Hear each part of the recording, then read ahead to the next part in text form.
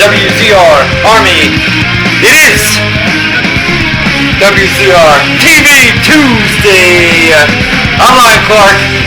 He's Matt Boone and Bryan. We're going to be here for the next 2 hours talking pro wrestling, fantasy football. Oh, the chat room. Yeah, Rygap brought it up. Did you play? You played Rygap, didn't you? That's correct. Yep. So we're going to be talking about that. I had a great week in that's football. Fantastic. Great week. The beards.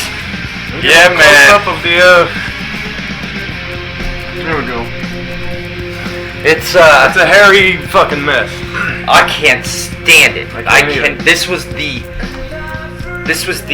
dumbest idea I had. I don't want to say that because it's for a good cause, right? Yes. I mean, it's for prostate cancer. It's for men's prostate cancer. But we said, or you came to me at the beginning of the month for something fun, something a little extra for every Tuesday when we came on here. Yeah. We would see how far we can grow these beards Yes. out.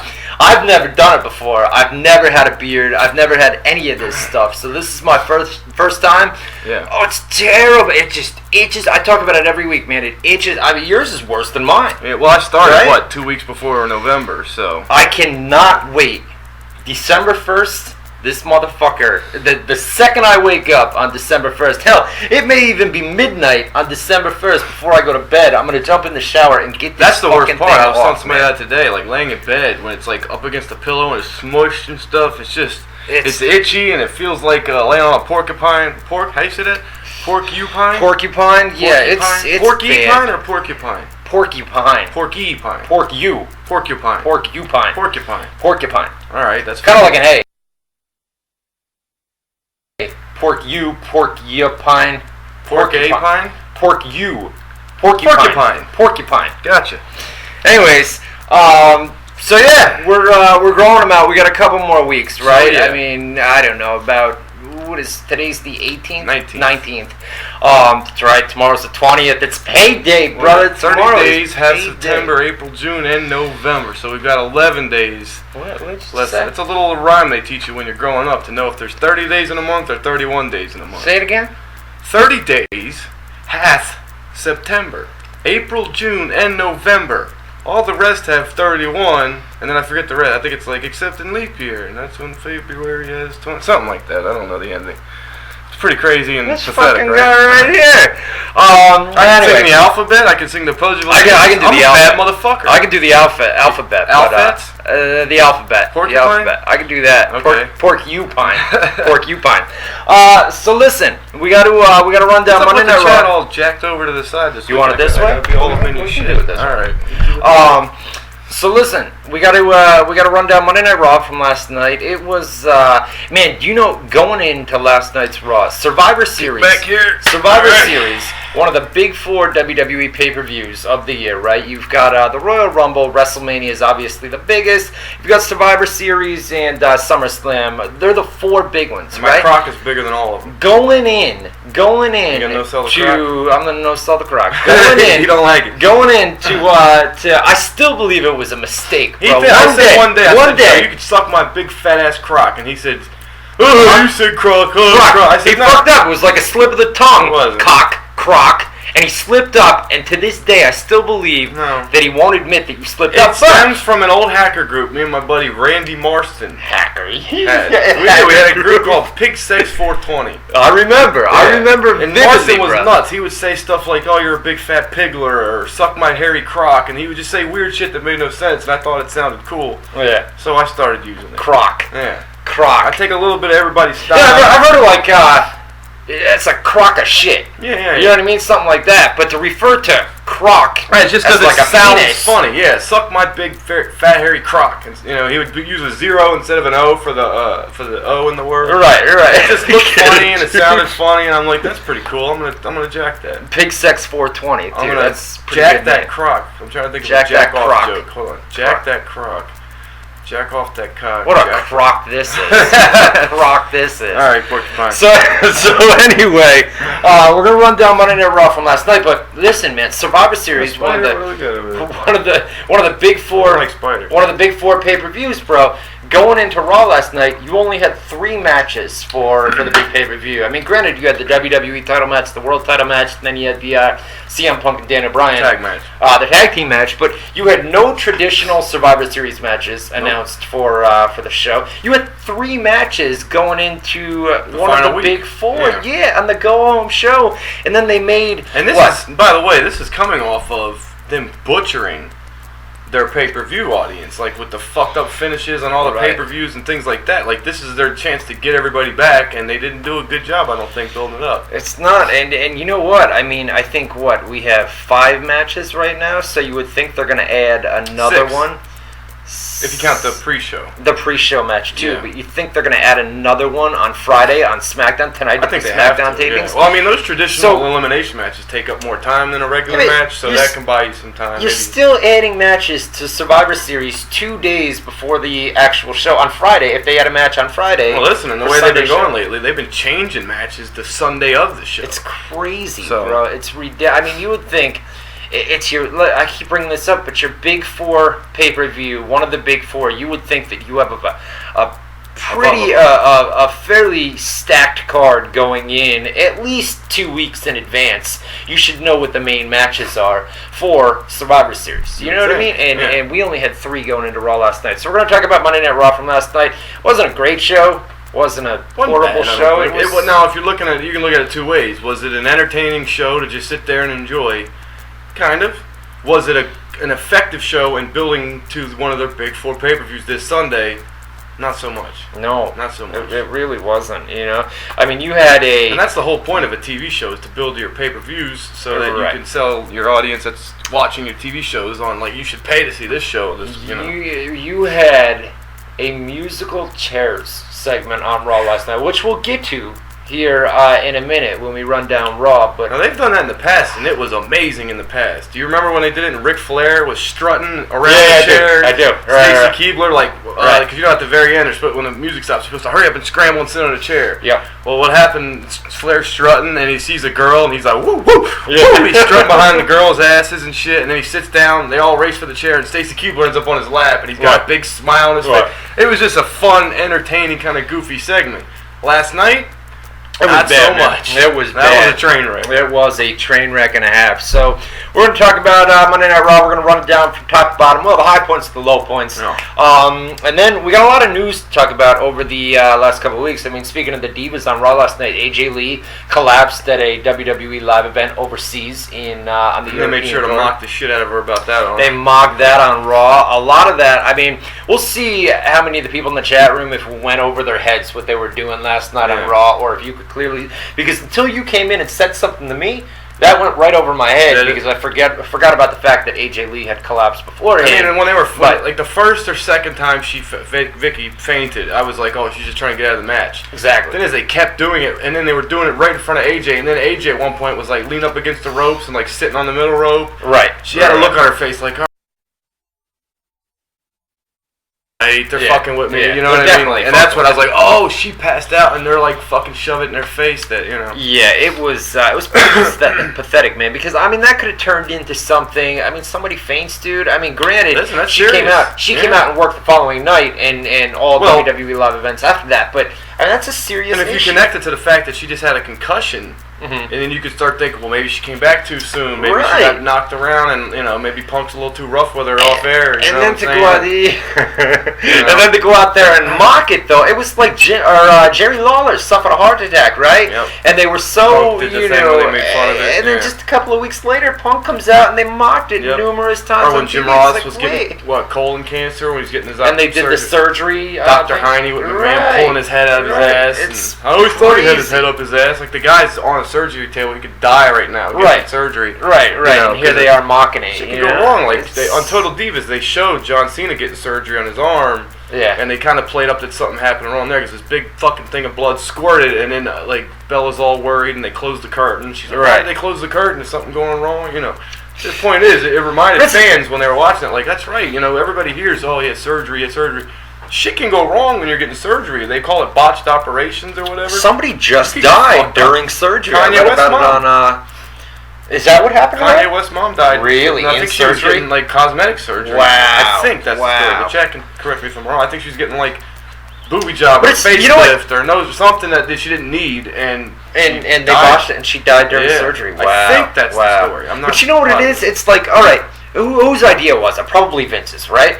Does Vince sit there, or does a group of grown men, grown creative team writers sit in a room and say, AJ Lee fainted at a WWE live event, and then they get backstage to Raw and they say, oh, let's make fun of it. That's funny. You know what I mean? Where did they get this idea? This particular one was organic to the thing, because the point was that, the Authority was on vacation last week when they were in England.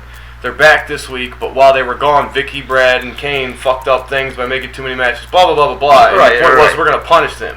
Right. So Maddox gets fucked up, they stretcher him by Vicky, she's scared to death because she's next, and then, she's fainting, trying to fake an injury, so it's organic, it's a natural thing to do, but then to have her do it over and over and over, and make sure that the opponent, because like with Brad Maddox, he's got to face the WWE champion. Right. So like, oh shit, he's got to face a bad motherfucker. AJ's this big. Right. But the flip side is, Randy's the WWE champion, AJ's the women's champion. So they both had to face the best in the division. So, but it's just not like, if I had to fight AJ, I wouldn't be like fainting, like scared. Well, and maybe Tamina Snuka, I'd be like, oh shit, she gonna whoop my ass. If I'm Vicky, I'm saying. But this is something different. I mean, it's like Caitlyn, right? She cuts off Stephanie McMahon backstage a couple of months ago, and then they come out on. It was Caitlyn. Yeah. It was Caitlyn. She cut off Stephanie McMahon. It was a backstage incident where Stephanie McMahon was talking to somebody backstage. Caitlyn walked up and kind of interrupted, and Stephanie basically told her, "Listen, don't ever interrupt me again when I'm talking to somebody else. You wait until I'm done." And then, a week or two later on TV, you've got Caitlyn being mocked on television, and it's like, what the fuck, man? It's like a high school. It's like a high school mentality in WWE as far as the creative team and Vince and people like that. It's very immature, and it's a bunch of grown dudes. Wow, it's the Grizzly Adams show. The Grizzly Adams show. Well, what's the new show there? With the beards. The guy's got the beards. Come on, man. I compared it to the Wyatt family gimmick a while ago. The guys with all the beards, they do the Duck Dynasty. Dynasty. Okay. I don't watch TV. Yeah, they got you. Yeah. Duck Dynasty in the chat room. Those guys do. I mean, we're not that far yet. I mean, they've got these massive beards that come down with their stomachs. You're one of the few people, because everybody that I know in my personal life, and even people I know professionally, are used to me having like the clean cut baby face look. But you're one of the few people who, when I first met you, that's when you had the long hair. I was 300 pounds, if you can believe that. I mean, I was like literally 3 times as fat as I am now. You were an ugly long hair, beard down to here. I mean, I was a fucking beast, and now I'm not, but I'm trying to grow it back out a little bit. Even like when you drink water, you can feel it getting stuck. Well, in the morning when you drink coffee, it gets all sticky. Yeah, right? It gets all sticky. I can't wait to get rid of it, dude. I know, me either. I can't fucking wait. Alright, so listen, let's get these plugs out of the way, and then we'll move on. Like I said, we're going to talk Monday Night Raw from last night. First thing, there was a UFC this weekend. We're going to talk about that too. We're going to talk about that. Rampage fought on Friday. It was a big show, very big show. First thing we need to address is this lovely chat room that we have tonight. What are you going to do? You guys can clearly pretty see. Fucking packed, and you can it get is there. Packed. WZROnline.com /chat. WZROnline.com/chat. So, as somebody in the chat room says, we have no mods. We have no colors. We can't set the theme or anything else. And I'm here to tell you that the mods that we had, you're all fired. After last week's incident, we gotta tell them properly here. Where is it on this motherfucker? Can you point to it? It's up on the. I don't see it. Right there on the left, third column over. You're fired, you son bitches. And in case you didn't hear that, you're all out. Fuck out of here. Get the fuck out of here. There was an incident last week with a couple of guys. I believe it was Rygow, kicked somebody out of the chat room. And all that they called in and they had a war here, so we made the decision to fire them all. That's not true. Basically, we wouldn't do that to you, Army. Come on, man. Is that like a computer joke you just did there? What was that? Big setup, punchline for a... It was good, though. It was good. I had them all in the chat room thinking, wow, what the fuck? What a dickhead, man. They were all thinking, what a dickhead, man. So He really did that over one incident, and he fired us all. No, the deal is we pay about, I don't know, $120 every single year to have this chat room up for you guys. It expired on us within that's the the last. incident. We call people faggots. That's what Ryan Is that what it was? So. Yee. It's a little touchy. But listen, we pay $120, something like that, to have a chat room where we can have moderators and we can have you guys, select colors and things like that you want.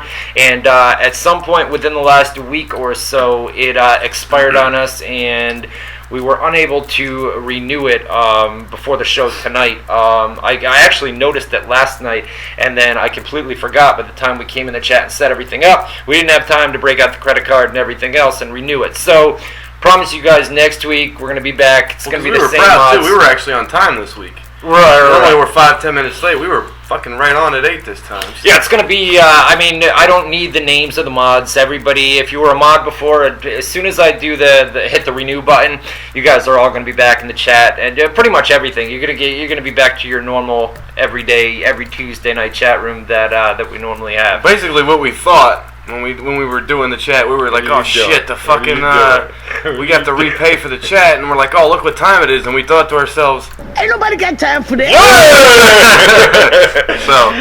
So anyway, we're gonna get it back next Tuesday night for you guys. Everything will be back to normal, and we'll be good to go. My apologies for tonight. Hopefully everybody behaves tonight. You know what I'm saying? Don't go crazy, because there's nothing we can do. I'm being honest with you. But next Tuesday night we'll bring it back. What else before we move? It's freezing outside, man. We had a nice weekend. It was about 50 degrees. Now, I'm here to tell you that I own a weatherman page. Shit, I forgot to turn the fan off. You just reminded me. It's a little side job that I do. Now, I'm here to tell you, within the next week or so, just you sit over there and you sleep and snore and do what you're going to do. But I'm here to tell you that there's a major pattern change. There you go. Sit back, relax, and listen. Listen to Ryan Clark school you on a little bit of weather knowledge. So anyway, there's a major pattern change that I've been talking about on my weather page. This is for you guys on the East Coast, New York City, in the Northeast, and anywhere on the East Coast. There's a major... Unbelievable. There's a major pattern change coming next week into Thanksgiving, and I'm monitoring the NAO is supposed to go negative beginning next week, and as of right now in the Northeast, on or around Thanksgiving of next week, Wednesday or Thursday, the Euro and the GFS models have both put up a major snowstorm for the East Coast with a negative NAO in place for next week and a big blocking high, as well as the trough, which is going to loop around down from Canada. The cold air comes down, follows the trough. Something is supposed to form off the coast. Now, where that goes, whether it hugs the coast out to sea or comes further inland, is going to determine whether you get rain, snow, sleet, whatever. Could be nothing if it goes out to sea. Could be all rain if it comes inland, or if it hugs the coast, we would get blasted with snow up here. New York City would probably see either a snow over to rain event or a rain event over to snow event. But I'm telling you right now, I'm giving you, about 8 or 9 days, and I'm fairly confident that on or around Thanksgiving, we're going to see something on the East Coast. And I'm going to give you an update next Tuesday, as we'll be much closer to the storm. But I'm giving you a full week notice where I'm fairly confident that on Thanksgiving, due to the negative NAO, due to the trough that's going to be building on the East Coast, and a high pressure up by Nova Scotia, Canada, we're in for something. You want to tell them our local gas prices and stuff too? No, but I schooled you a little bit. You didn't know what a trough is or a high pressure or anything like that. One word. I heard NAO and I said peace. I know what I'm talking about, brother. Said see ya. You stay tuned. All right. On or around Thanksgiving. You're giving local weather to an international show. It's for the whole East Coast, for the whole Northeast. New York City. We have a lot of people in New York City. Ryga's from New York City. A bunch of other people are from New York City. Fuck out of here. I know what I'm talking about. 60% of our traffic's England people and Canadian people. They're interested too. Okay. They are. They want to hear about the NAO? New York City here. See? Rain's in the chat room. What is NAO, by the way? National Oh, I didn't Oh know. God. The O stands for oceanography. You got to give me a minute. I'll come up with it. All right. It's I can't wait to hear. I mean, it's I know the O stands for oscillation or ocean. Yeah, it's something like that. All right. Anyways. Oh, who gives a shit? Who gives a shit? All right. So listen. There you go. New Age Outlaws. New There's Age your Outlaws. NAO. NAO. There you go. All right. There. That's it right there. Shop Tall Man in the chat room. Got Google. My man. He's got the Google. No so doubt. does Apex Yeah, Predator. man. Yeah, man. Look at them all go to Google. Told you I had the ocean, right? Oceanic. All right. So listen. We're gonna be doing rapid fire in our numero dos. Let's talk a little football before we move on to the news, rumors, and Monday Night Raw from last night. So you played. First of all, I'll talk about me. No, let's talk about you first, because mine's better. All right. Well, I don't want to take much time on this. Detroit Lions played Pittsburgh Steelers. Lost. Very close game. Blew it in the second half. Ben Roethlisberger shut us down, kicked our ass. Stafford and Johnson did great in the first half, though, but not in the second half. Fantasy, I played Rygal.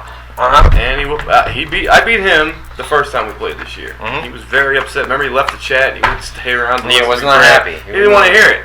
So if he wants to call in and even score and rub it in my face, I'm more than willing. You can call right now. I'll take the call. I'll listen to your shit. 518-712-3070. There you go. Call us up and I'll take my lumps. I give you yours. So let me talk about talk my whole story. Talk about mine first. We had my Buffalo Bills took out the New York Jets, who beat the New Orleans Saints just a couple of weeks ago. So the Jets aren't as bad as people make them out to be. But EJ Manuel looked great this week. Our defense looked amazing this week. So the Buffalo Bills, we crushed them too. It was like 34-17 or 37-17. Real quick, Rygal said it was a good game, close game. But if I would have started Harry Douglas, and God how I don't know how I would have known this ahead of time. But if I would have started Carson Palmer instead of I could have beat him. But you're never going to start. I know. I'm just saying. I could have beat him. You're always going to start Stafford. If I would have started the right team, I could have beat him. He could have started his best team against my best team, and my best team would have won. But that's the way fantasy works, man. I mean, there's always going to be players on your bench. I wanted to point that out.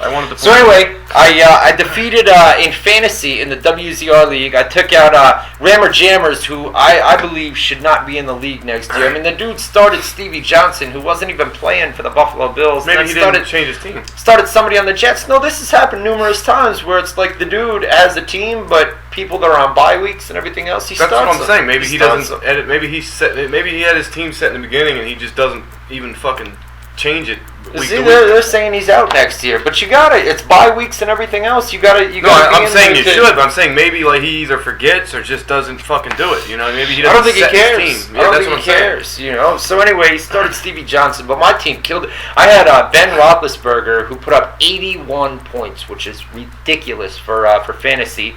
So I won in the WZR league, and I won in Dan's league over there as well. So I won all around this week, man. It was a good week. And the Bills beat the Jets, like you said. So yeah, you were a winner. I was a loser. Yeah, it was pretty good. Doesn't happen too often. Go check the records, but yeah. Oh, you can check Buffalo's record, Detroit's record. You can check your fantasy record. I'm a winner. You're a loser. There you go. All right. So let's see here. We are. What else? I think that's it for. I see you in the chat room. Suck my dick. He says, "Suck my dick." All right, let's see. We're going to talk Monday Night Raw from last night, and like I said, lots of news and rumors. Official website of WZR TV Tuesdays is WZROnline.com. We are on Facebook, Twitter, and YouTube as well. Go to Facebook.com/WZRArmy, YouTube.com/WZRArchive.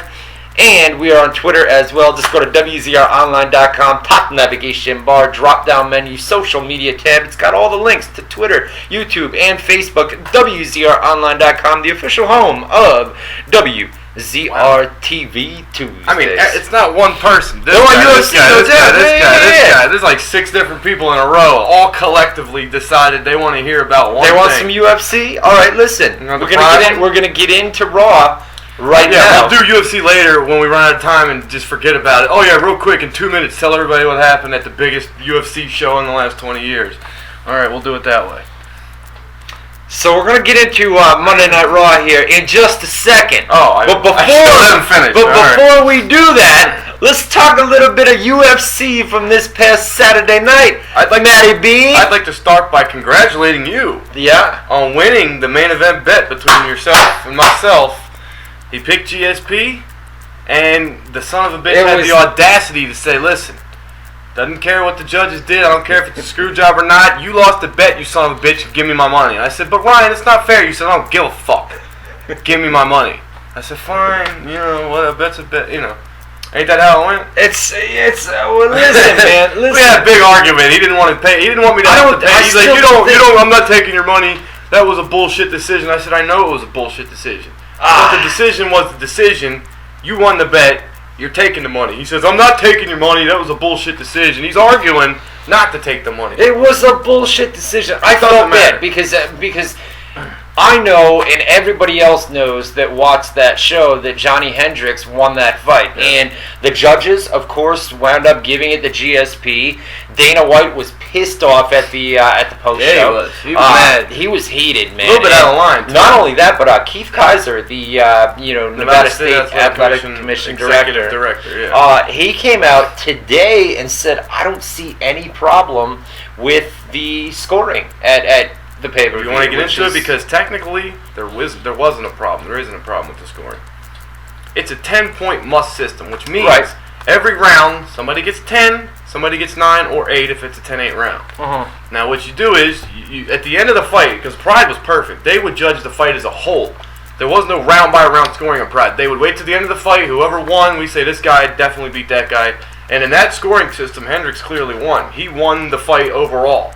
But if you score it round by round by round by round, when I first watched it, I had it 4-1 Hendricks. So even by the 10-point must, I had Hendricks winning. And honestly, even with the 10-point must, I still have him winning 3-2. I rewatched the fight. I gave Hendricks rounds 1, 2, and 4. So he had 3 rounds, GSP had 2, I had Hendricks winning. But the first round was damn close.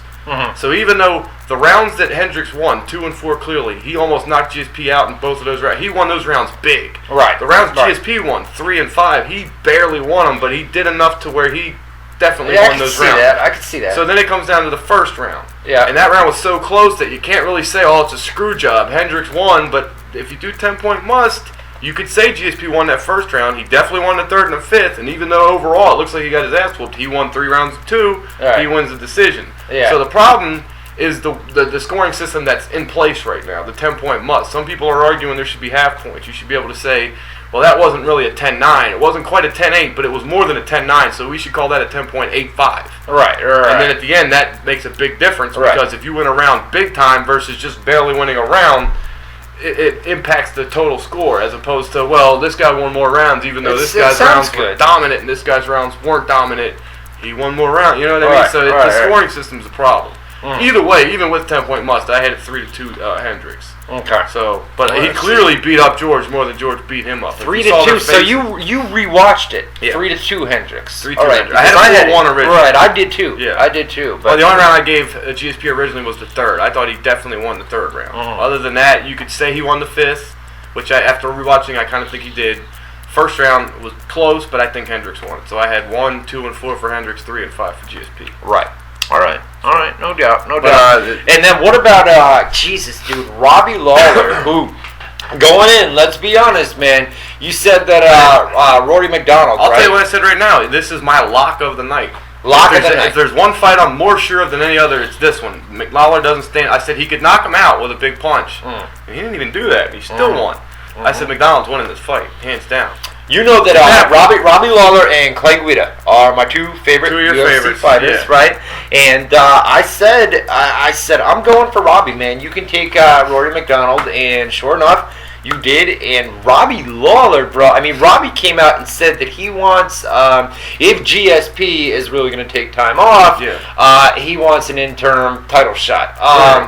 With that, I mean, Dana White came out today and said that GSP Hendricks is in the works. The immediate rematch. And GSP, you know, there was some real quick because after the fight, TMZ. After the fight, GSP did an interview and it was rumored all the way up to the fight that he was going to announce his retirement after the fight. Right. After the fight, he basically said he's not retiring, but he needs to take time off because he's got a lot of personal issues going on. And this is where Dana White was out of line because without talking to George first to find out what those personal issues were, he goes to the press conference and says GSP's not fucking taking no break like that. That's bullshit. That's not good to this company. That's not good to the fans. That's not good to Hendricks. It's not fair. That's bullshit. Right. He did. For all he knows, he could fucking have AIDS or goddamn cancer that's gonna kill him within 3 months, and like he's saying, fuck that. That's not fair. He don't even know what the personal issues are yet. Right. So it's kind of out of line for him to talk like that. Long story short, he spoke with GSP before he did the post-fight scrum, where he talks to all the media in a big circle. Not the post-fight press conference, because that he was pissed at. After the press conference, all the reporters gather around and do individual discussions with fighters and the promoter. It's called a scrum. So at the scrum, he took a break before the scrum, talked to GSP, and found out what the personal problems were. Didn't tell the media what they were, but said, listen, I heard what his problems were. They aren't that bad. We're going to do the rematch.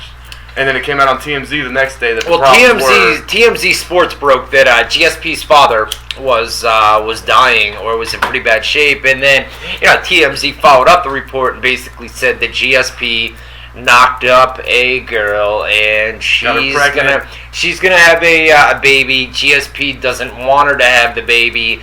She says, I'm having the baby, and basically there was a third thing it's kind of like a money grab where I think the chick wants to have the baby knowing that GSP's got that money, and she knows that she can score a big payday as far as child support payments and everything else are concerned from GSP. So a lot of personal stuff going on. And the third thing was GSP used to be managed by this guy Stefan Patry, which was a Canadian guy that promoted him and managed him early in his career. His second manager was his chick, and now he's got another manager. Well, his second manager is suing him for multi-million dollars. So that was the third thing that's one of his problems he's dealing with. So all right, yeah. So there was a lot of stuff, and then the other fight that we'll talk about is Chael Sonnen and Rashad Evans, where Chael got beat up pretty good, and Chael's going back to middleweight, I believe. He's going to drop back to 185, he said. That fight was at 205. Rashad blitzed him, pounded him out in fucking half a round. It was a one-sided beatdown. Josh Koscheck got knocked the fuck out by Tyron Woodley in the second round you're show. right. Yeah. They're talking him retiring. He's done, huh? Dana White actually said that. He sent a text supposedly that it seemed like it was like they're calling it the retirement text, where it seemed like he wants to retire. Dana White said he doesn't think he should yet. It's not really ready. But he's lost 3 in a row, and 2 by knockout. 1 to Robbie Lawler, and then 1 to Tyron Woodley. The other real quick thing was Quentin Rampage Jackson made his Bellator debut on Friday. He did. And looked great, too. Yeah, he fought UFC veteran Joey Beltran in the main event of their show, knocked him out in the first round. And, he got on the mic, said he's back, this and that. He had Bjorn Rebney fixed both of his knees, got him surgery on his knees, which were like a long problem he's had. Right. And he really praised Bellator, too, as a good company. I mean, when Bellator do you think, though, like Rampage, who can he fight? See, I don't know. We were talking about that earlier, man, and he doesn't want to fight Tito. He's obviously pissed off at the things that happened to Tito, or he feels that Tito backed out of the fight, So it was just a case of, who does he fight that's in Bellator right now? Listen, there was King Mo, and they used to have a big problem, but now they don't have a problem anymore. They're actually friends, so that's gone. Plus, King Mo's lost 2 of his last fights, so he's not really up on the upswing. He's on a downswing, and it would be like, well, who cares if these two fight? They don't have a grudge, and King Mo's not a credible challenger because he's been losing. So you could fight the guy that beat King Mo twice, Emmanuel Newton, Rampage Newton, or you could do. I think it's Attila Vague is their light heavyweight champion. They could do that. They could do the Tito fight, and there's talk of doing Rampage Roy Jones in boxing, which I think is an atrocious idea if you're Bellator. Would Bellator do that? That's what I'm saying. Why?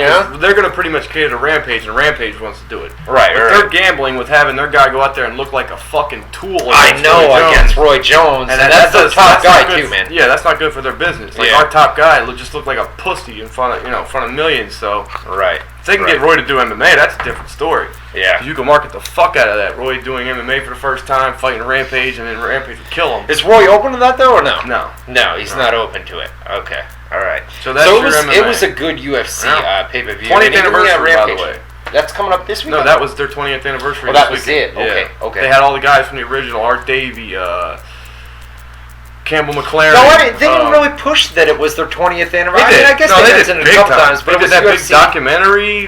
That's all I didn't see the documentary, but I just viewed it as UFC 167. No, they really promoted it. They had the Legends Q&A. They do the Q&As. They had Mark Coleman, Hoist Gracie, Art Jimerson, the guy that won boxing glove. That stuff. I'm saying if you're a UFC fan, that's all you would have definitely heard about the 20. It was like the main focal point. Yeah. No doubt. So good show. Good show. And a little controversy in the main event. A lot of controversy. Probably the biggest UFC pay-per-view of the year. I'd say so. As far as name value? As far as name value, or are you talking about buy rate?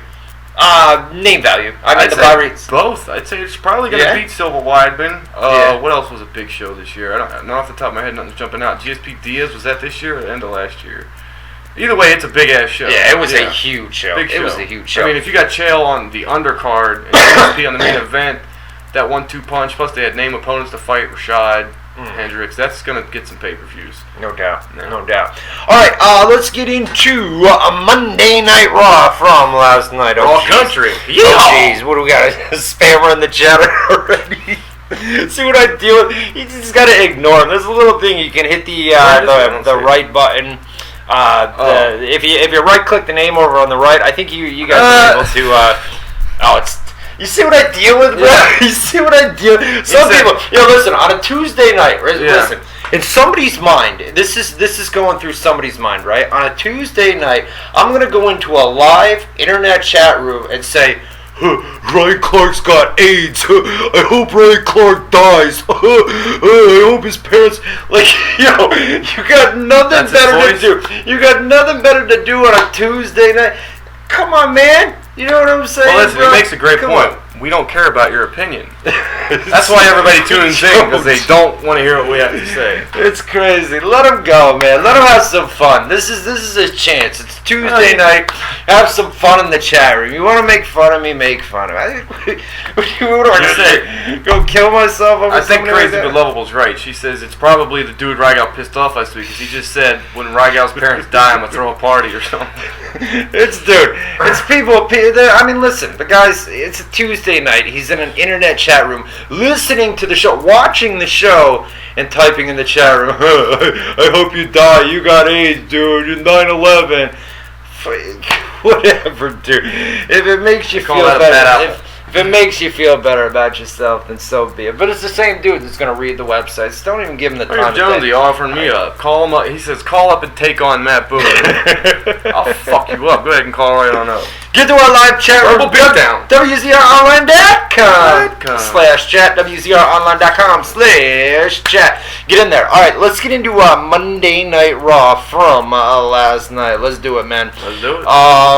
So overall, it was the go-home show for Survivor Series. I don't know, man. Could have been better than that. There should have been a lot more focus on Survivor Series, in my opinion. Well, two things. What do you think of the idea? Knowing it was the go-home show for Survivor Series, why would you then choose to do a themed special show, Raw Country? Knowing this is your last chance to build one of your big four, like you said, in the last big show of the year, because TLC is the only one left, and then you go into 2014. I don't know why they would do that. And the other thing I wanted to say is, okay, it was Raw Country. What did they do to make it, other than having 3MB dress up as the Rhinestone Cowboys and having Florida Georgia Line perform the Round Here song? Other than that, what was countrified about the show? It was nothing. Typical Raw. Nothing. It was country music going in and out of commercial. That's really all it was. They you know what? They hyped the Florida Georgia Line, or something like that. They country music. They hyped that the entire show. I guess they're a big deal. Commercial break. By the way, Florida Georgia Line's going to be performing when we come back. Is it Georgia Florida Line or Florida Georgia Line? It's funny because I had to do a picture for an article I did. And I don't know why I thought this, but I just assumed it was girls, Florida Georgia Line. I had no idea why I thought that. And then when I'm looking at Google Images to get pictures, I see these two dudes, and I'm like, oh, it's two dudes. You know what came to mind? And this is going to sound so weird. Stupid, but But you've got Florida, and then right above them is Georgia, and right? There's a line. And then you get you cross into Georgia, right? Yeah. Did the two dudes that came up with the band? This went through my mind. Don't ask me why. Okay. But the two guys that we saw on Raw last night that make up the band, did they kind of live right near that line? Or maybe one was from Florida, one was from Georgia. And they met in the middle at the line or something like that. Yeah. It went through my mind where did these two dudes grow up right on the Georgia-Florida border, something like that? I lived right around. I mean, I lived in northern Florida. Jacksonville? Yeah, that's right at the top of Florida, right below Georgia. I don't know. Stupid shit like that crosses my mind. But anyway, they hyped them up all night long that this is going to be this big old live performance, and I just delivered, I guess. I had to do play-by-play, so I'm fucking in a cranky mood anyway. I hate doing that shit. All right. So you know that. But so they kept playing the country music coming in and out of the commercials, and at one point, all I heard while I'm typing was, talk about women and talk about my truck, and I'm like, oh my god, that's so fucking cliche country. Talk about my truck. What? Every time I get in the car, because Allison listens to country music, bro, and every God, time every girl loves country. I get in the fucking car, dude, is I ride my John Deere tractor. Yeah. Oh my god. My boots and my jukebox and milking cows on the farm and good God, tractors and my red Chevy truck and everything. Get the fuck. Everybody remembers Tiffany the Tits, right? Remember she used to come on? Every time. I wish I had her theme, but yeah. No theme. But I would go to her house all the time, and every time I go over there, country fucking music was black, and I'd literally have to sit around and listen to country music. Same with, remember Susie Q? Yeah. Every time we'd get in the car, she'd always have country, and I'd have to fucking listen to that shit everywhere we go. It's brutal, isn't it? I really hate it. It gets me depressed, too, sometimes. It's like real depressing music, usually. Is it? Yeah, it's ridiculous. So anyway, we kicked off Monday Night Raw last night, right? We opened it up, and the Authority is back after taking a vacation the week before. So I guess this name's sticking. They're definitely the Authority. The Authority. All right. I mean, who makes up the Authority? Vince McMahon, Triple H, Stephanie McMahon, and Kane, right? Yeah. Those are the three that make up the Authority. So, right, Triple H and Stephanie come out, and they're all hugging and kissing. We're glad to be back. It's good to be back. But we're pissed off about what happened the previous week on Raw. Was Kane on the show at all? Kane was on the show last night. He came out in the opening segment here. Remember they set up Maddox tried Brad Maddox and tried to leave. Was that it, though? I think he was in one more segment. Okay. We'll see. One more segment backstage. But, so anyway, they set it up. They're pissed off about Vicky Guerrero, Kane, and not necessarily Kane, but Vicky Guerrero and Brad Maddox. Kane got a pass. Yeah. The whole gist of things is that we're going to have a match. Vicky Guerrero is going to have a match against AJ Lee, and Brad Maddox is going to have a match against Randy Orton. Speaking of Randy Orton, he came out, he was all pissed off about what happened last week with the Big Show chokeslamming him through a table, and Shield wasn't there to protect him. The whole storyline here was, Randy's pissed off, why aren't Triple H and, like you said, the Shield, Triple H and Stephanie, why aren't they protecting the face of the company, Randy Orton, more? And then it got to the point where there was the backstage segment later in the show where Triple H and Stephanie had a little talk or something like that, and Randy came back up, and they said, you know what, you're going to prove that you're the face of the WWE. Well, what had happened was he came out and after Big Show Ryback, which was a match, he tried to jump Big Show. Big Show beat his ass. Shield wasn't there to help him. Then he fucking lost it. Stormed into Triple H and Stephanie's office. Do you guys have my back or what? Blah blah blah. When you want to protect your face of WWE, your WWE. Right. And then they said that, and he's like, "Don't you have confidence in me?" And they was like, "That's what we were just talking about. We don't know. We have to decide." And then later they did another segment, and they said, "You know what? We're going to have you prove to us whether or not you should have our confidence. This Sunday, there's going to be no outside interference. Shield's not going to be there to help you." He's on his own. Because Orton even made the comment, which was stupid, that he doesn't think he could beat Big Show on his own. Right, and they followed that up numerous times. Right. So anyway, that was the whole, kept... The climax to that whole thing throughout the show was Randy Orton's going to be on his own at Survivor Series, like you said. That was the point they kept building to. Right, exactly, the climax. Yeah, it escalated up until that. But yeah, the climax is Sunday to see what happens. Right. But the climax of the storyline on Raw led up to that whole thing. What else? Curtis Axel and Biggie Langston for the IC title, man. The deal here is, there's major heat on Ryback, which we're going to talk about here in just a little bit. Ego issues, attitude issues. Hasn't progressed in ring the way they wanted him to.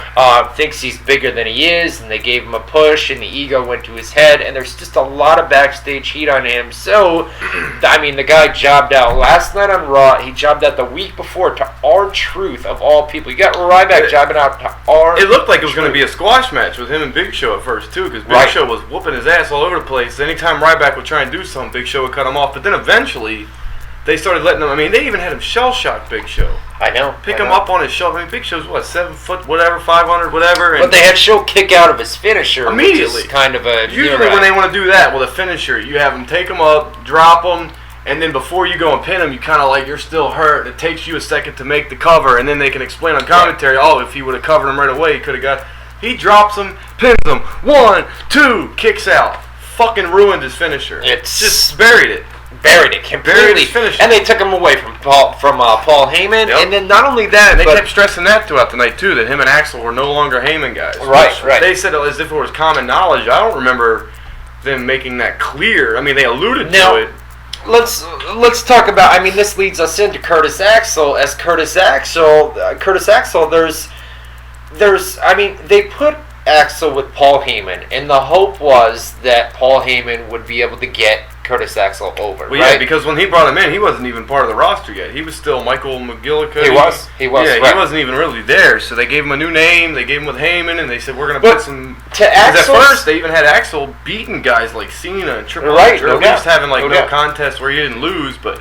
But I he feel looked like equal. Axel never really got a chance, despite the fact that he was with Paul Heyman. The way that he was booked, I mean, you could. The guy tries, man. The guy tries, but he's one of those guys that just doesn't have It. Yeah. He doesn't have charisma, And man. as far as He's- if they tried, I think it was more like a Kofi Kingston, where they got behind him at first, and then just out of nowhere they just said, "Never mind." Never mind. Yeah. Exactly. Like, 'cause they started it out nice. They But started out right. Do you see anything in him, even with Paul Heyman? I don't ever see anything No. in that guy. His in-ring style is great because he can do the power stuff, he can do the quick stuff. He's got some cool moves. He's Right. got the father, Mr. Perfect, grandfather Larry the X Hennig. So he's got great lineage and all this and that.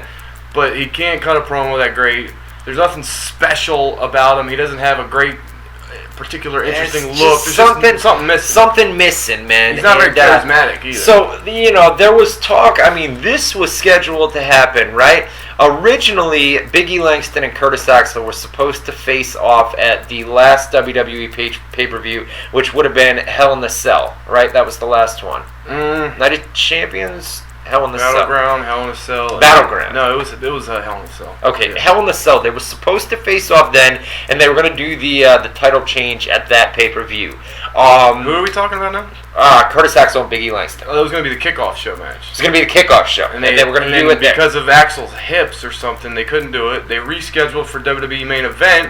And The then day of, Axel happens to be traveling to fucking Europe. Langston happened to be traveling to Europe for the European tour. Which So how did there they was not a know that? When big miscommunication. And I heard that caused some uproar backstage. Right. Like some people like, how the fuck could you book a guy that's not even going to be in America? Do you remember they aired the graphic on Raw last That's what week I'm saying saying. on main event there's going to be a It wasn't title last match? Right. week. It was 2 weeks ago. It was right before they went overseas. You're right. It Yeah, was it right was 2 before weeks they went ago. overseas for the tour. But yeah, they had Right. the graphic, they could do coming Yeah. out of a commercial. This week on WWE Main Event, the WWE Intercontinental title, Curtis Axel, Big E Langston. Yeah. And that was a match to make up for not being on the kickoff Not being show. on the kickoff And they show at the fucked that up, previous. too. They fucked it up twice. So maybe And then all along, Langston's supposed to be winning this IC Langston title. should have been IC champion. That's what I'm saying. Langston should have been IC champion And about a month ago. It sucks because in the meantime, you say Langston's still there. You still got to do something with him before you give him the title. They put him in the ring with Punk at one of the Raws since then, Alright. and Punk beat him. Yeah. So it's like he has to go out and job now. Like, why don't you just book him against somebody that he doesn't have the job to or something? you know? And we put up an article on the website, I believe it was about 2 weeks ago, where Big E Langston's got a lot of supporters backstage. One of those guys being John Cena, That's who a good friend to have. has told WWE management that, listen, there is potential in this guy. And like Boone said, that is a great, if you've got the backing of John Great Cena, confidant. that is a very good sign for you as far as your future is concerned. So, Ryback getting jobbed out. They've completely soured on him. Curtis Axel, same thing.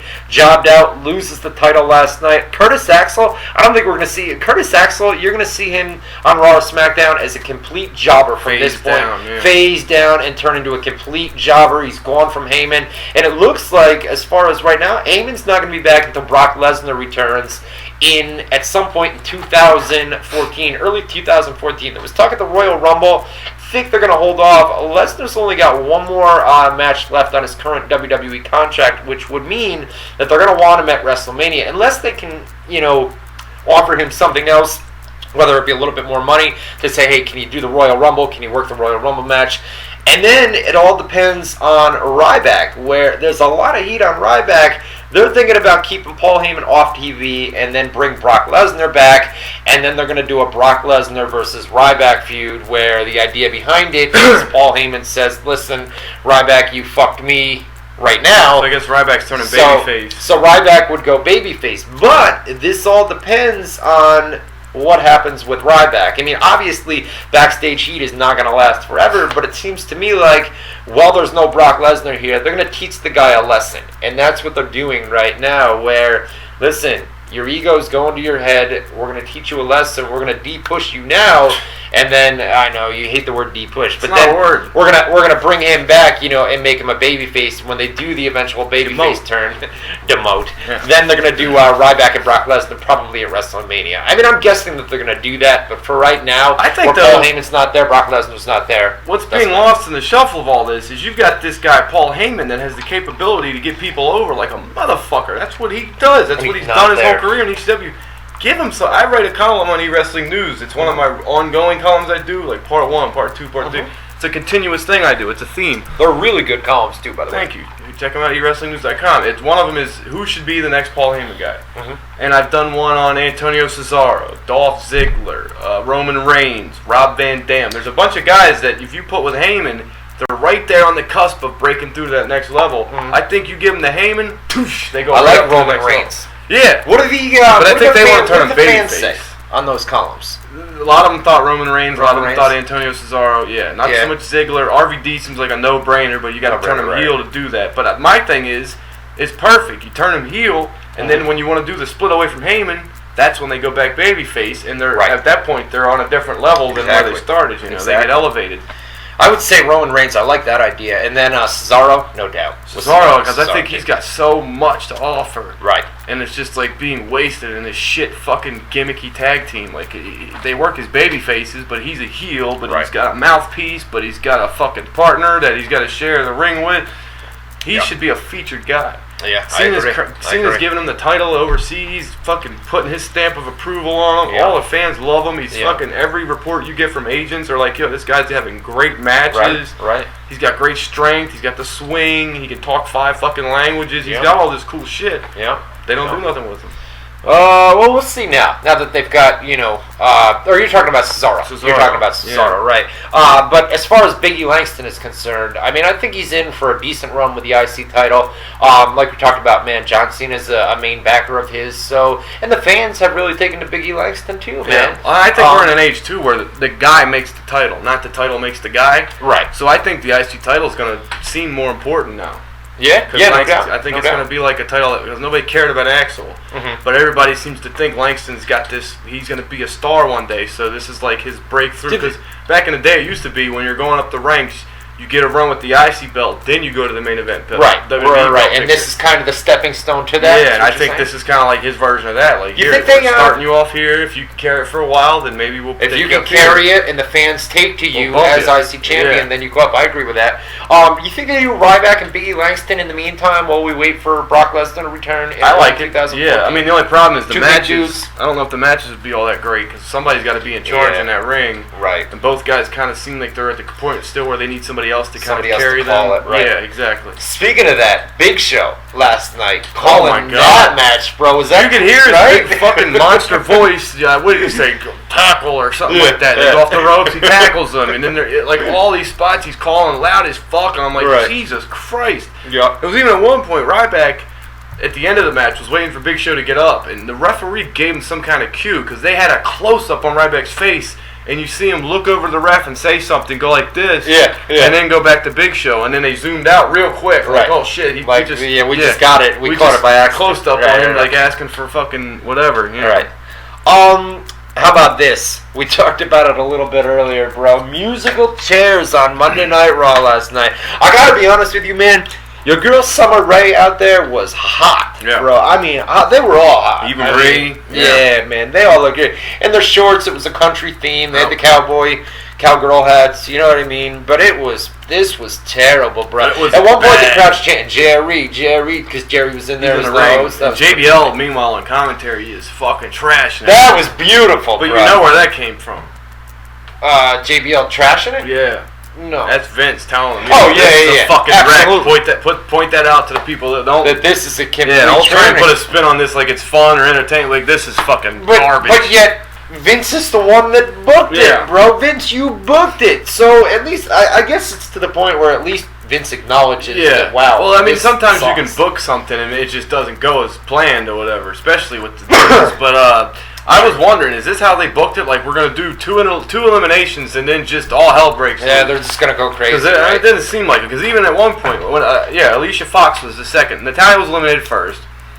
Was it Natalia or Caitlyn? Natalia. Yeah, Natalia. Natalia was going first. Right. Alicia Fox was sitting in a chair. Somebody yanked her out of the chair and then sat in her chair. And then, Alicia Fox is eliminated. Then they start walking around again, and they're pushing and shoving, and they're yelling at each other. Right. Next thing you know, the music stops. Nobody even sits down. It was bad. It was stupid, man. It's one of those we always talk about it, where if you have friends over and you happen to be watching Raw, you're like, oh. What do you call it? Douche chills, right? Douche chills. That's where I got the douche chills. Douchey, yeah. All right, get to our live chat room, guys. WZROnline.com/chat. WZROnline.com/chat. We got about 5 minutes to get through a little bit more Raw. We'll come back on the flip side and finish it up. We just talked about the Big Show and Ryback. Big Show called that entire match, bro. It was clear as day.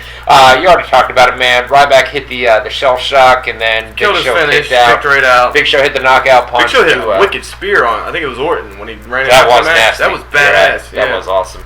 Let's see, we had Miz and Kofi against the Real Americans. They announced the SmackDown. Actually, the announcers here completely shit all over this match, dude. They were going back and forth, random topics, dude. Where they during were just this match? during this match, where they were just so Well, they're doing a lot of plugs too. Real Americans get a chance at the titles this Saturday or Friday night. SmackDown. It's being taped tonight in Atlanta. So Miz, the whole point of this was to turn Miz heel. He had been teasing it throughout the European tour. At the end of all his matches with Kofi Kingston, I believe it was. And then, they had him fuck him on the tag. Kofi needed the tag. Miz was getting his ass whooped. Miz popped off the apron, threw his arms up, and smiled with a wicked look in his face. And I wrote a column about that the other day, too. One of my columns I do as a series, too, was baby faces that should be heels. Or heels that should be baby faces. And everybody said the Miz has got to be a heel, right? Gotta be a heel. It's obvious. He's just got a very unlikable way about him. Exactly. He's just, exactly. I'm so glad that they turned him heel. Yeah, because the fans want to boo him, so let them fucking boo him. Give him a reason. You know? Exactly. And they'll probably do a Miz TV segment or something like that on SmackDown this week. You know, it's being taped right now in Atlanta, but I think they'll probably do something like that. But I agree, man. Miz needs to be a heel. We talked about the backstage segment. The only problem Vicky Guerrero fainting. But the only problem is Miz doesn't have. He's got that Christmas Bounty movie coming out on ABC, right? And they don't want a guy playing a heel when they're in a fucking feel good movie. Because then you got this bad guy who's in this movie. But they did it. Yeah. I mean, you know what I mean? Yeah, whatever. They fucked up on that one. Let's see here. We had Vicky Guerrero did the fainting thing backstage. Let's talk about that before we go to the break. Vicky Guerrero. I mean, we talked about it a little bit. Pretty much covered it. Yeah, we heard earlier she's going to have to fight AJ. She didn't want to. Earlier in the show, Brad Maddox, which we didn't even talk about, got his ass whooped by Orton. Orton beat the shit out of him with the microphone. And then it was a no DQ match, and the referee just called for the bell after he was doing the mic thing. So I was like, well, did he just get DQ'd in a no DQ match? And they said, no. You heard him say, Randy Orton wins off mic to the guys on the outside. They never announced it, but I guess it was a no contest or something. He forfeited for Maddox, the referee did. Long story short, he's getting stretchered out when we come back from commercial. They go backstage, he's being stretchered. Vicky stands there, and she sees it.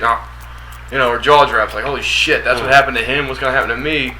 She's next. Stephanie walks up after she faints when, she's backstage. The EMTs load her up on the stretcher. They're about to take her to the hospital. Well, Stephanie was great here by saying something along the lines of, we need to get her to the hospital. We need to get her in there, but first, she's going to go to the ring. You're going to wheel her down to the ring. Take her to the hospital. And take her to the hospital after. How brutal were Vicky screams on the way down? No, I can't do it. No. Oh, shut the fuck up. I heard you in here last night. If I read the play-by-play, too, I kept writing about it. I'm like, oh, my God, please, someone shut that bitch up. My God, I can't take it. Even when they hit AJ's music, you could hear her screaming, and she was off camera. Yeah. You could still hear the screams from ring as we're up here at the ramp now. I'm not on camera. As we're up here at the ramp now, All right. And then, oh no! Please not! Please, no, I can't. Then we had Vicky and AJ. I mean, AJ didn't even have a match. AJ hit her with a Black Widow. No, she got her in eventually, but Vicky kept doing the fainting, and then she fucking rolled to the floor. She crawls up Tamina Snuka, takes her hand, and starts fanning her face with Tamina's hand to fucking pull her up. Tries to run up the ramp. AJ brings her back down. She gets on her knees. She's begging AJ, and AJ's like, I understand. Grabs her Black Widow. She tapped out within seconds. It was a complete jab, shot, whatever you want to call it, at AJ Lee. We'll just talk about it real quick, man. AJ Lee fainted. We already talked about it. In London, overseas. Yeah. At a WWE live event. WWE claimed that she was just dehydrated, but she suffered a concussion just a couple of weeks ago. They put her back in the ring fairly quickly, and she was cleared. Obviously, she was cleared with medical testing and everything else, but I'll tell you what, man, I mean, to mock something like that, and that's exactly what they were doing on Raw. I mean, the casual fan who doesn't read the internet has no idea that AJ fainted, and they've got no idea. They think it's just part of the. That's what I said. It's organic because it's not like because a lot of times when they're fucking with someone, they'll do it in a way where the fans are like, "What the hell's going on here?" This was natural to the story. Vicky's fainting because she's scared. She doesn't want to fight. Blah blah blah blah. She's trying to get out of it. Right. So it's not like what the fuck are they doing here? But they would see it like you said. She's just trying to get out of it, not knowing that. This is also a double on kind of thing where they're fucking shove it in AJ's face. Like, yeah, she passed out, so we're going to fuck with her on TV about it. Yeah. Right. All right, let's do rapid fire in our numero dos. We're going to be taking your live phone calls, 518-712-3070. Call us up after the break when we return. Also, rapid fire. Tell them how they can submit rapid fire questions. Well, they can submit rapid fire questions. How is it? Rapid fire questions by logging on to Facebook. He's one of them. He can log on to Facebook.com/ Ryan Clark WZR. One more time. That's Facebook.com/ Ryan Clark WZR. Once you get there, the top post will ask you for your rapid fire questions and comments for hour number 2. We'll get to as many as we can and answer them in a rapid fire style fashion. So that's Facebook.com/ Ryan Clark WZR. You're listening to WZR TV Tuesdays with Matt Boone. That's me. I'm Ryan Clark. That's him. Big dick. We'll be back right after this. Okay. We put the rapid fire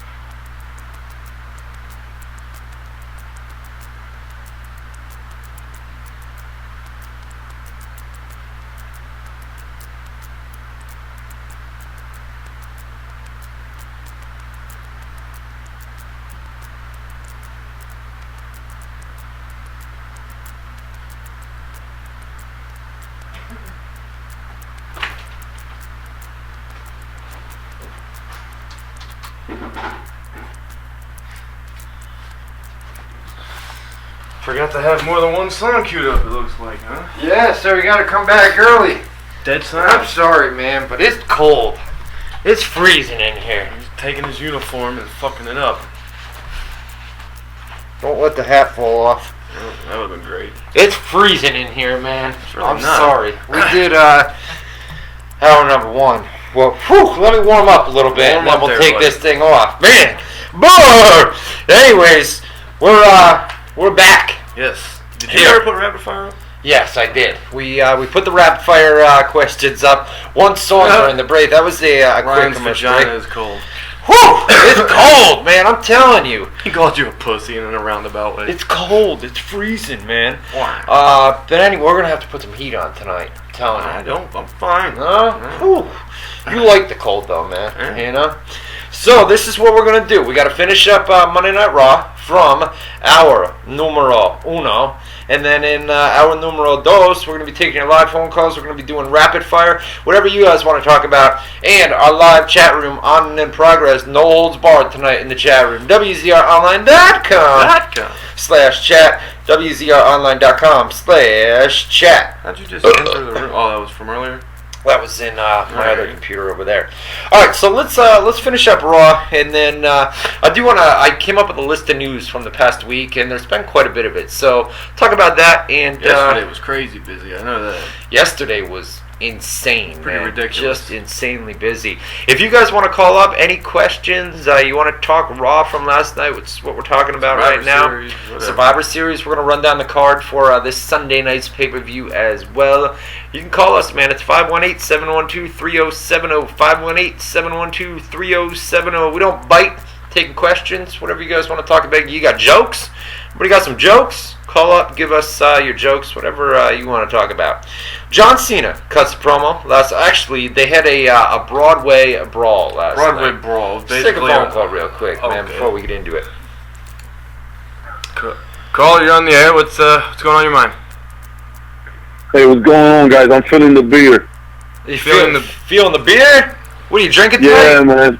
I think he said beer. Nah, yeah, man. The beer that Ryan's got, man, is hot. It's hot. The beard, man. The beard. No, I can't stand it. I can't wait. December 1st has been. Real quick though, with the uncertainty of the card for WrestleMania, do you think that Vince is gonna let the Warrior wrestle and the Hogan and Cena match and all of that stuff?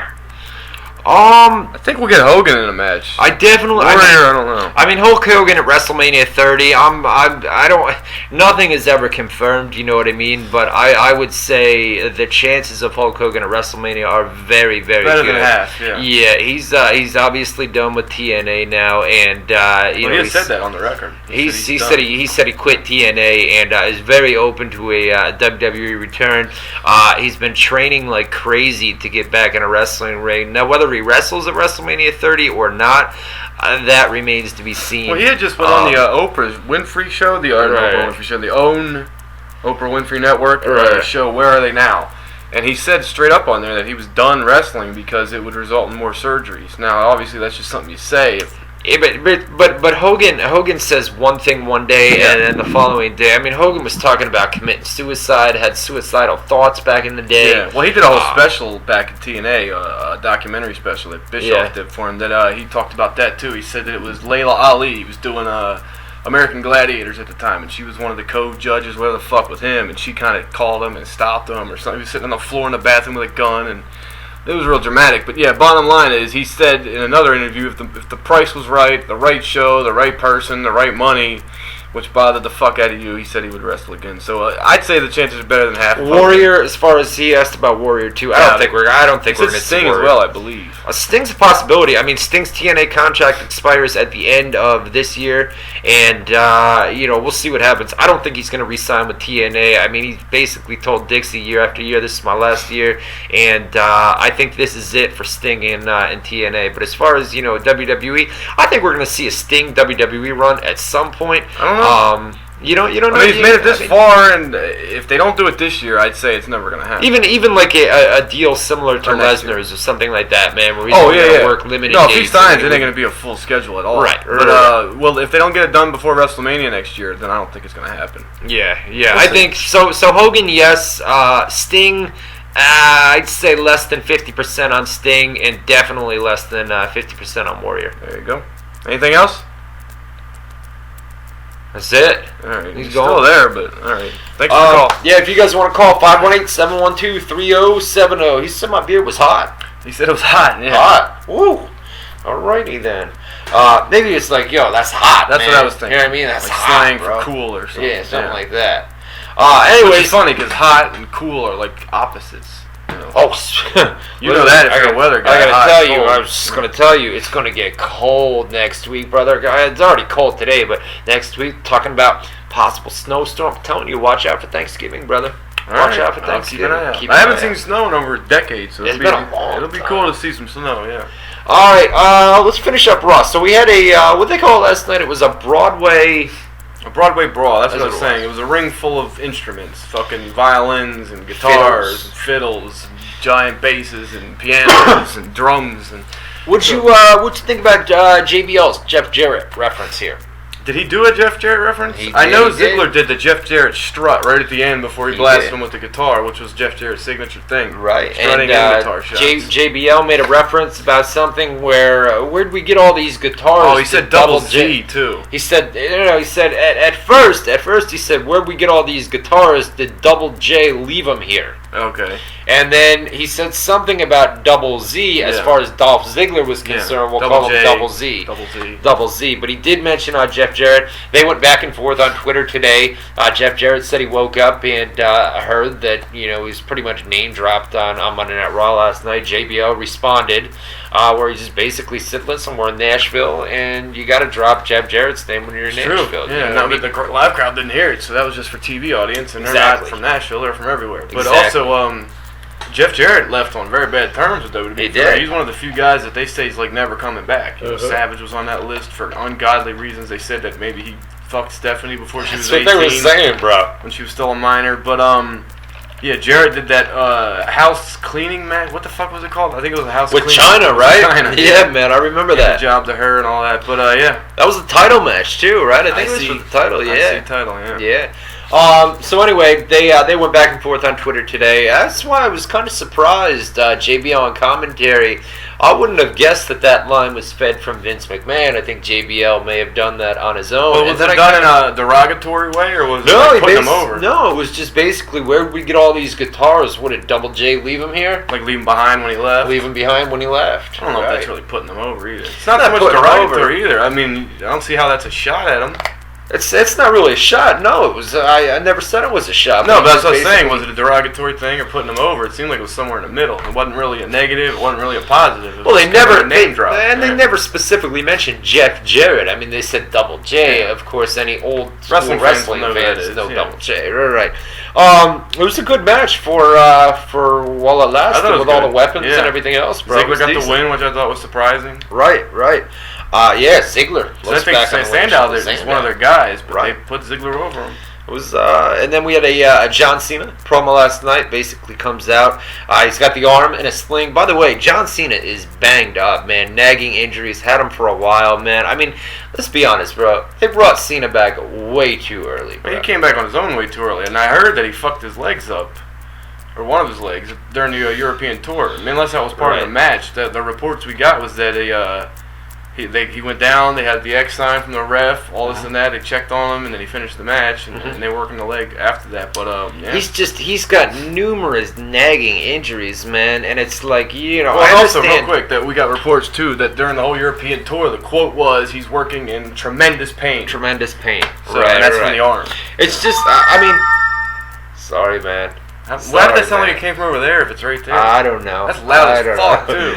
But, no, it's just, I mean, I understand that John Cena... I understand that John Cena wants to come back, right, earlier than planned. I mean, the guy wants to be back as soon as possible, right? Yeah. But...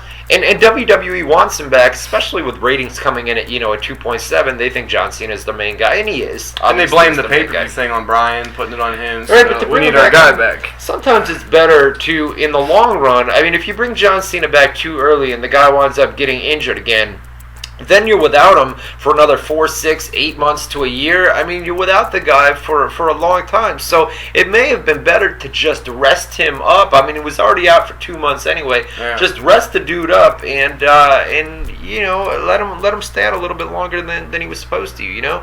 Caller, you're live on WZR TV. What's up? Who's your pick on Manny Pacquiao and Bryan Rios? And my brother's calling out the bitch nigga Rygal. What did he say? He said... Thank you for the call. I didn't hear what he said about Rygal, but he was talking about Manny Pacquiao, Brandon Rios. That's this weekend. Is that this Saturday? Is it? Yeah, I believe so. Wow. Because, I think the last 24/7's this week, and then the weekend would be the fight. So, Pacquiao's probably going to kick his ass. I think so. I think Pacquiao Rios is like a trash-talking, shit-talker, but he's like a fun guy to watch fight, because he's kind of like Arturo Gatti. Right. He'll let you hit him to come inside and throw his bombs and shit. And he's just got a really fun style to watch, and Pacquiao's got the similar style. So. Pacquiao's just not been the same Pacquiao ever since the loss to he suffered 2 losses. He hasn't fought since he got knocked out. But he suffered, and then there was a loss before that. It wasn't really a loss though. A lot of people said that Pacquiao won that fight, but he wound up. And they addressed the whole the typhoon in the Philippines.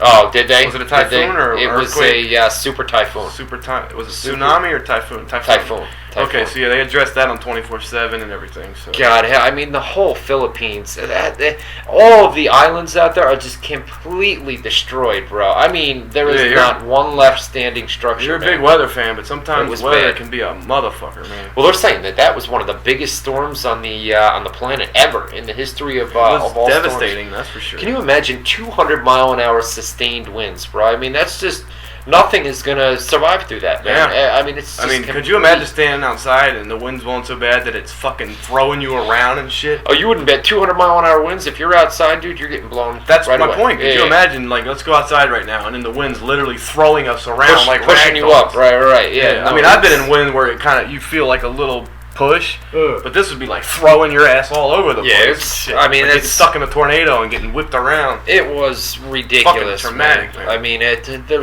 don't think there's one left standing structure in that entire country. You know, on all the islands in the It's Philippines. a small little, yeah. But all right. So Cena had his arm in a sling. He was talking about Survivor Series. He's talking about Del Rio. He showed clips from Raw last week of him getting attacked. Showed the clips from SmackDown of the arm wrestling challenge where Del Rio attacked and put him to the table, and he said that's why he's wearing this new piece on his wardrobe or whatever he called it. Right. And it was a sling. Del Rio comes out, fucks with him, says, "Oh, because he's seen it said after this Sunday I'm gonna be fucking raising this title over my head and saying the champ is here." Del Rio said, "Why don't you raise it over your head right now and use your fucking bad arm? Let's see that." Right, and then Cena, they got into it. Cena gets that fucking corny Cena where he said it very quickly too, like, all you need to worry about is Sunday, I'll be ready. Yeah. You know, I'm like, all right, you're serious, I get it, but man, it's just douchey. But all right, very douchey. Del Rio hits the ring and he says, "Listen, a true champion fucking takes advantage of every opportunity." All right, comes in the ring and Cena's like, "Hold on, before you're right, a true champion does take advantage of every opportunity." And then boom, and then they brawl a little bit. He goes to do the attitude adjustment. Del Rio scurries back and.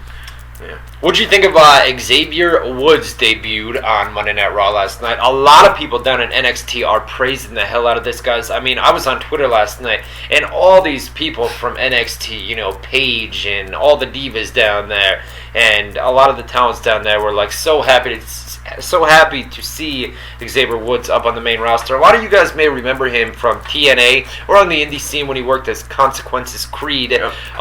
Came up, finally got the call up to the main roster. He's been backstage at the TV tapings for the last couple of weeks. Well, they mentioned him on Raw a few weeks ago. Remember, because JBL didn't act like he didn't know who he was. Right. And Cole's like, "You're the general manager in NXT. You don't know who one of your own guys is?" Right. I think that they rushed him up because they like that. Not rushed him up because he's obviously ready. He's been a veteran of the business, but I think they like it. He's either going for it or he has his PhD. Right. And kind of like when like Angle's their only Olympic champion, they like to feature that. Chris Nowinski was the only Harvard graduate they had. They like to feature that. Anything that they could feature and use in the media, like, yo, this guy's getting his PhD. Blah, blah, blah. Well, not only that, but I think there's a push for the tag team division, and you can clearly see that these days with Cody Rhodes and Goldust, the Real Americans, Antonio Cesaro and Jack Swagger. Who did they? I'm trying to think. They've had R-Truth pairing with somebody recently. Los Matadores, R-Truth, and Kingston. Yeah, I think Kofi. Kofi. Because I think it's always got to be two black guys. God forbid it's a black guy and a white guy. Kofi and The Miz, right? I think you've had Kofi and The Miz, right, on the European tour at least. Yeah, and on Kofi and The Miz. Yeah. Okay, so then that was it last night. But then, but R-Truth was teaming with somebody recently. But there's a push for the tag team division, and it seemed to me like last night, I mean, there was a new team formed in R-Truth and Xavier Woods, at least for right now. Well, that's what R-Truth introduced him as his new partner. That's literally his quote. So right. That would lead you to believe they're a tag team now. Yeah. There's a lot of people that are praising him, and I mean, I used to see his work over in TNA and on the indie scene, man. I mean, the guy's a beast, man. He's a high flyer. Yep. Wall to wall. When this guy comes out, he's nonstop. So the finisher's pretty cool too. He does the kip up into a clothesline and shit. They call it the honor roll or whatever. Right. Yeah. Actually, you know what? It was it's Gail Kim's finisher in Eat Defeat. Yeah. Right. That's another move he's got. But the honor roll was something different. What you're talking about is they call it Lost in the Woods or something like that. Okay. Right. Which I think it used to be Best in the Woods, but they can't say that because Best in the World. Right. Yeah.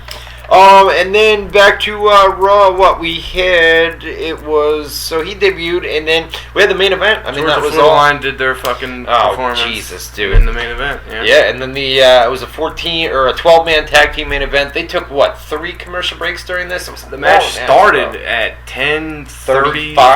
Yeah, and then it went a couple minutes over on, so it was about a 30-minute match. It's a good match, though. It was a good match. Anything that the Shield is in, and Cody Rhodes, I like that. Cody Rhodes and Goldust. Anything they're in, whether separate or together especially, seems like it's been awesome. Yeah, you're right. And they do that same sequence at the end where everybody fucking invades, everybody hits their finisher, and when the smoke clears, boom, the fucking nice finish. And that's what it was, man. Everybody came in and hit their finishers last night. It was a cool way to end a really good match on Raw. But was it the greatest way to end Raw? I mean, they had the build up before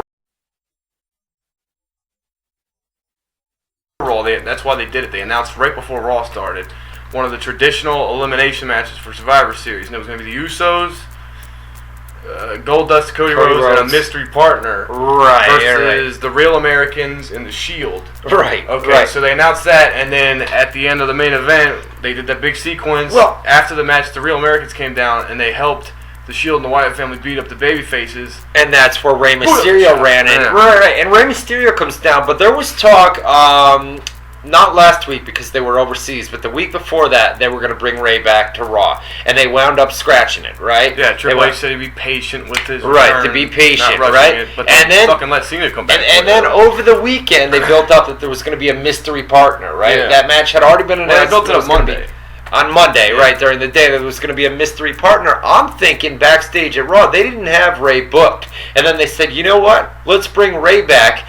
But then the mystery partner for Sunday at the pay-per-view, I think they were going to go in the Survivor Series with a mystery partner who was that last guy that was going to come out. And it was going to be Rey Mysterio. And then at some point during the day, yesterday at Raw, they said, you know what? Let's bring Rey back tonight. And then we'll just announce them on .com. The following day that, hey, he's the mystery guy. But I think they were going to survive. I think they were going to save it for Survivor Series on Sunday. And once again, with the late creative changes that happen at Raw all the time, they brought Rey back. What do you think would be a more effective way to promote the pay-per-view, get more people to buy, by saying there's a mystery partner and then hoping people are like, ooh, I wonder who it is? Or I would do that. Or Mysterio's back. If you want to see him in his first match, now you know who it is. You can care about the guy as opposed to fearing that it's going to be somebody you don't give a shit about in the end. You know. But honestly, now that I know that it's going to be Rey Mysterio, I would have been more intrigued to order the pay-per-view to find out who's it going to be. Somebody's returning or somebody's going to be put in that spot. I want to order the pay-per-view to find out who that is. It would have been a smart thing to do to say, like, the mystery partner is a former world champion, blah, blah, blah. And you're like, oh, cool, so it's got to be somebody big. It's got to be somebody big, you're right. Yeah. But then they give away Rey Mysterio on Raw, and then today they say, oh, well, Rey's the mystery guy. Now it's like, all right, Rey Mysterio is going to be at Survivor Series. We already saw him on Raw. Big deal. We've seen Rey in how many matches? Saw him for 2 seconds. He didn't have a match. We saw him for 2 seconds, but we know it's the same old Rey Mysterio when he returns every time. Don't you think that going into the pay-per-view, building up a mystery in who's it going to be is better than, oh, Rey Mysterio's the last guy in the match. Cool, Rey's going to be at the pay-per-view. I think a mystery is much more intriguing to get people to buy the pay-per-view. I think it'd be more exciting when you're at. I don't think anybody would buy it for that reason. What do you guys think in the chat? I think, though, during the match itself, when you're waiting for, like, all right, everybody's made their introduction to or ring walk to the ring, and now there's this mystery guy. Who is it? Oh, here we go. It's... Oh, cool, it's Rey. You know, like, it would be a cool moment. Now, when they do it at the pay-per-view, it's like, here's these guys coming down. Here's these coming down. And now it's Rey's turn. Oh, there's Rey. Like, we already know it's him. It's kind of just a coincidence, too, that Mysterio. Mysterio. There you go. I like that. There you go. A lot of people in the chat room saying, you know, Rey needs to retire, Rey needs to go away. So I think, as far as the chat room's concerned, yeah, they should have gone with the mystery. And then they would have drink water. I'm taking your soda. Oh, go ahead. But yeah, I think it just would have been a lot better to promote, you know, a mystery man at the pay-per-view. But nonetheless, so that was Raw from last night, man. Overall, school letter grade, Raw country. Now, was the school letter grade as just we're looking at Raw as an individual show? Or school letter grade factoring in, should they have built up Survivor Series better? Yeah. I'll give you 2 grades. As just an entertaining show, it was probably a good beat. You know? Yeah. As a show to build up a pay-per-view, the Probably last a show. C minus. C, probably C. Yeah, D plus. I'd say C because they built up Cena Del Rio pretty good. They gave that some time. But the main event match was supposed to build up all these other matches in one, and they didn't. Because like I kept saying, I wrote it in the column today. I analyzed Survivor Series. You can check it out at WrestleNews.com. Say analyzed? Analyze Survivor Series. Okay. Listen, it's a Survivor Series analysis. Mm-hmm. Okay, could you imagine somebody with a list? I read that, by the way. Could you imagine somebody with a list? Survivor Series analysis. Survivor Series analysis. Analysis. Survivor Series analysis. But I did my Survivor Series analysis at WZROnline.com, and one of the things I said was I was really looking forward to CM Punk and Bray Wyatt on the microphone building up their Nothing. Not one promo. I know. Nothing. So I'm hoping, because Bray isn't booked in a match at the pay-per-view. Unless SmackDown this Unless week. they have him tonight, it's SmackDown, which I don't think they will. I think he'll be sitting there at ringside. He'll interfere, and there'll be no resolution to that conflict. So it'll continue after Survivor Series, maybe even into an individual Punk Bray match, that's where then we're we get some promos. Yeah, because it would be great back and forth on the mic, in my opinion, and we didn't get to see any of it. So CM Punk and Daniel Bryan are kind of lost in the shuffle right now, anyways. With Triple H, Big Show, Randy Orton, all. Well, that was one of the other reports that came out of the European tours, that Punk got banged up on one of the matches, right? So last night, if you noticed on Raw, he didn't do anything until like he was the last guy that hadn't been tagged into the match, and then when he got tagged in, that's when they did the big schmoz with everybody interfering. So he didn't really do much. So I'm thinking maybe he's not 100%. And maybe that's you why may be right. You may be right. Him on Raw, but I mean, there were a lot of people banged. And aren't up they on talking that about giving him time off after Survivor Series, giving him like a little break until the Royal Rumble? So maybe they don't go afterwards. Rey Mysterio seen limping after Raw last night. We heard that he was limping around. So he didn't even do that much. He did a 619. Well, you know what I was thinking, man? When he hit the double 619 last night, man, it didn't look good on the shin. Yeah. On the shins doing that. So there's a possibility they could have bruised the shin or something like that, and it's nothing severe. Because they haven't taken him out of the Survivor Series match on Sunday. He's got to change his style. He's got a style where you can't really be doing all that shit he does. You really can't. On bad knees and expect eventually they're going to get fucked up again. Yeah. No, it is... Plus, he's been around for a long time, man. I mean, WCW, WWE, WWE. He was around before WCW, too, man. All right, give us a call, guys. It's 518-712-3070. 518-712-3070. Give us a call. Also, our live chat room on in progress, WZROnline.com. /chat. We're also going to do rapid fire in our numero dos. We got about a half an hour here, man, before we get out of here. Let's talk. I put some news. So let's talk about the news. This is what you need to start with and take some time on that story. Oh, Indiegogo. Do you want to start with that? I think we should. Okay, let's do it. So here's the deal. This is. I gotta let you paint the picture because this is your story, man. You started all this bullshit and it got way out of hand. It got a little bit out of hand. Yeah. So you've been doing that lately, man. You've been causing some controversy lately. This was one of your bigger ones. Well, here's the deal.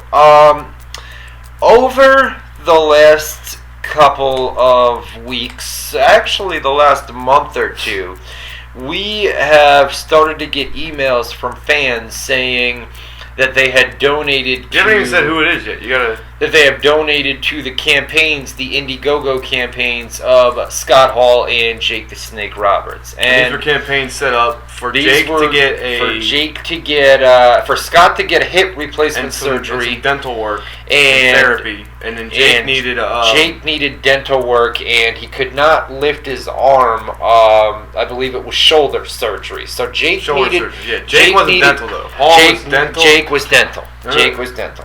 Okay. Jake. I looked at the thing. Hall had three things. He had hip replacement and the therapy and some dental work. Okay. And Jake just had one, which was shoulder surgery. Okay, well, Jake came out with a video that we have up on the website where he said just a couple of months ago I couldn't do this. Yeah. And then he smiled and said, got my teeth fixed? Yeah. And that's up on YouTube. So if Scott He must have not put it in there. If Scott needed teeth work, then Jake needed teeth work too. Maybe they screwed it up. Who knows? But the bottom line is Jake, they raised $30,000, just about 29 some change for Jake. Right. And then they raised 109, I think it was. It was almost over $100,000. Almost 110 grand for for Scott Hall. So combined, we're looking at about $150,000. $150,000. A lot of fucking bread. Yeah, it was a lot of And money. in return, so in return for donating to these campaigns, fans were able to receive perks, where if you donate $20 or $25, you get a t-shirt. If you donate $50, you get a t-shirt and an autograph. If you donate $100, you get a phone call. You donate $150, $200, you get a Skype phone call. Things like that. So fans donated this money, and granted, I mean, a lot of people didn't even care about the perks, but a lot of people do care about the perks, where if you're donating to legends and some of these guys you watched, and some of these guys, to wrestling fans, as corny as it sounds, these guys are heroes to some of these fans. I wrote the column about this subject. I point blank said, growing up, Jake was one of my heroes, along with Ricky the Dragon Steamboat and Rowdy Roddy Piper. Jake was like my idol as a kid. And then as I got into my teen years, Scott Hall, Razor Ramon at the time, was one of my idols. So they were like fucking heroes to me. So to hear that, you know, you always hear the stories of when a fan meets a celebrity and they turn out to be an asshole to him. It just ruins it for him. Right. And it seemed like Scott was being cool. Scott, Jake, no, not so much. The deal here is, so we started getting these emails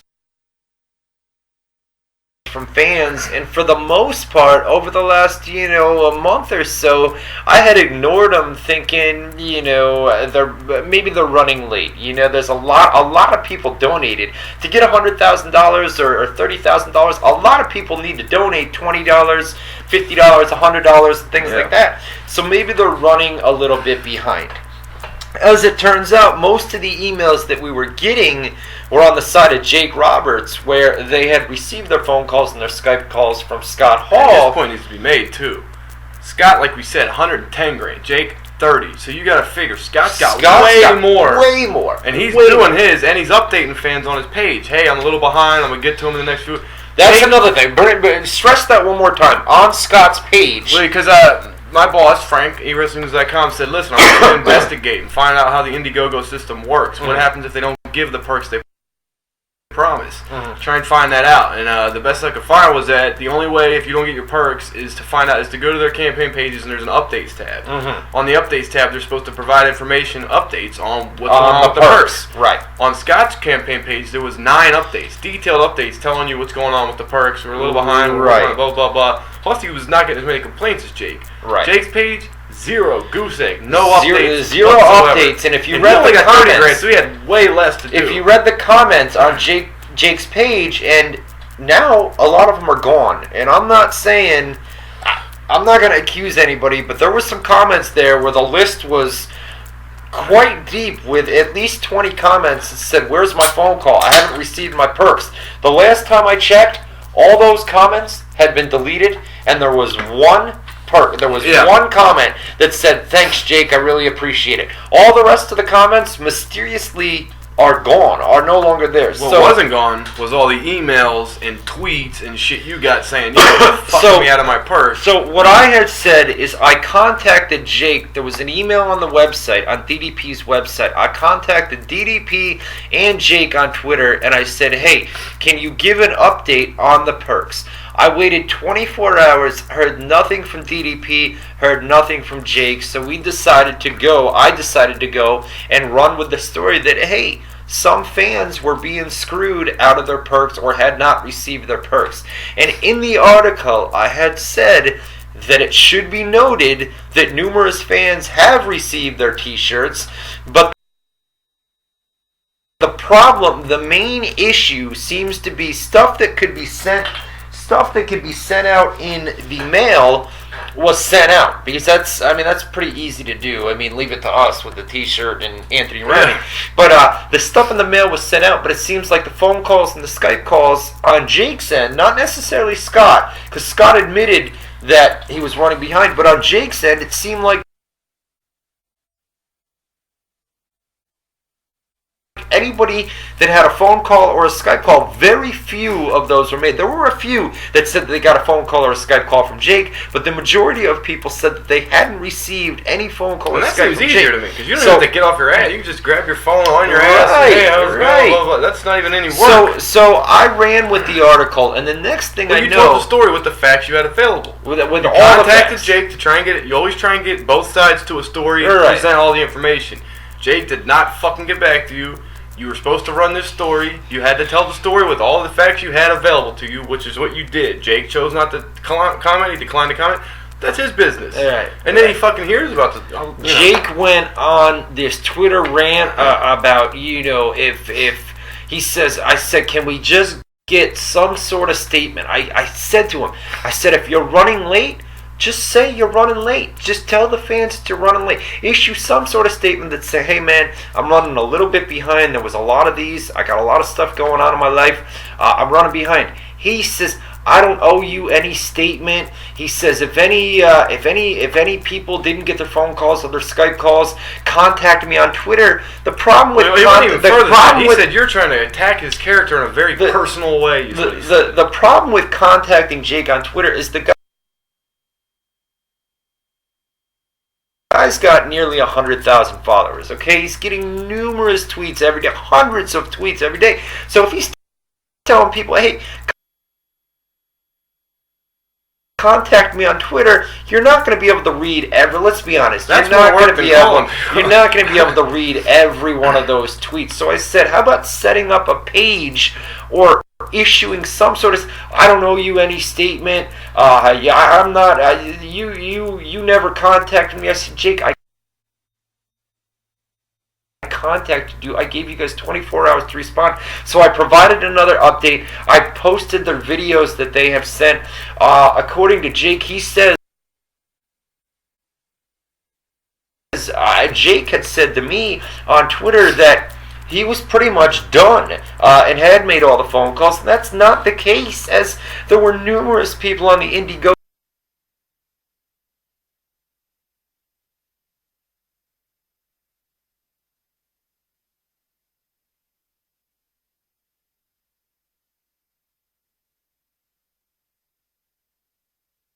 page. There were numerous people that emailed me. There were numerous people on the YouTube page, and he said that he was done. So then he says, if anybody fell through the cracks, you can contact me on my Twitter.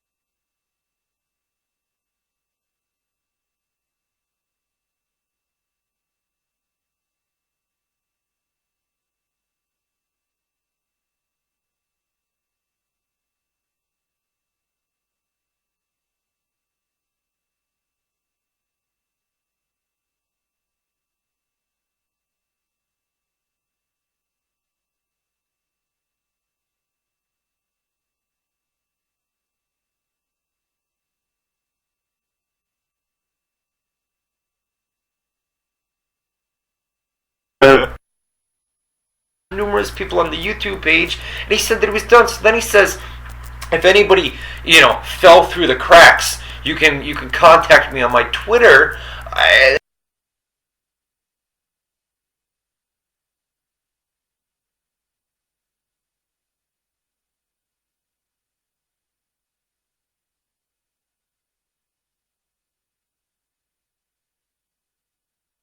My personal opinion, Scott is doing everything that he can possibly do to get everybody's perks fulfilled.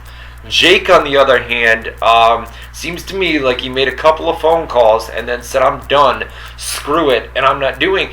And a lot of people are saying, there was one guy on the YouTube page that says, it's really sad that it took for Ryan Clark to have to write an article about this, to call you guys out, for you guys to actually respond about it, because they had no plans. Jake had no plans to respond if nobody said anything about not getting their phone calls or their Skype calls.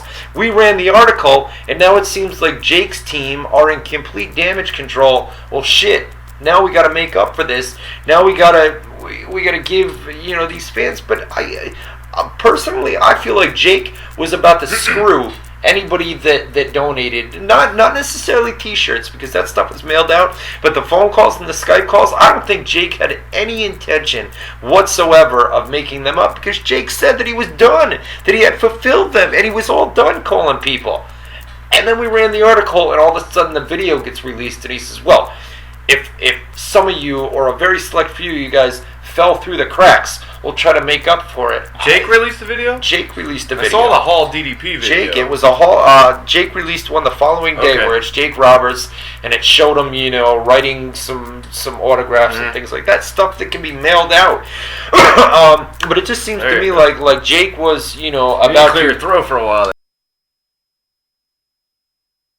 Jake was about to screw a lot of people that had donated. And, Listen, real quick, as far as you said, it's sad, man. It's a sad story, man. But no, you said, well, he's got to go. If you didn't get him, tweet me. But then he's got to go through 1 million tweets. All he has to do, fucking with you a little bit, is follow the Indiegogo guidelines and put the update on the update tab. Right there. And then anybody who's complaining has no right to complain anymore, because they're told if you don't get your shit, this is how you check to see what's going on. Because it's all in one place. He doesn't have to respond to people individually. And I feel all like he has to do is post one update where it's supposed to be, and then everybody, if they don't see it, that's not his fucking fault. But to ask people to tweet. Not only that, he's saying tweet me. Not everybody's gonna know. I mean, to tweet him, and why should they have to tweet him? You've got all their Skype names and their phone numbers when they donated to you. You got all the numbers. You got everything you need. So why should these people have to go to you and tweet? Not only that, but if they don't read our website, there's plenty of other websites out there that a lot of people probably don't read our websites and read other websites. They're not going to know to tweet Jake to try to get their perks, and they're going to be screwed, man. So if other websites don't pick this up, the fans that visit those websites are going to have no idea to tweet Jake. And this guy said, I don't even have Twitter. I'd be screwed. That's a good example, too. Right. That's why Not you clear everybody up has all this Twitter. controversy. By issuing a statement. Leave Twitter out of it. Put your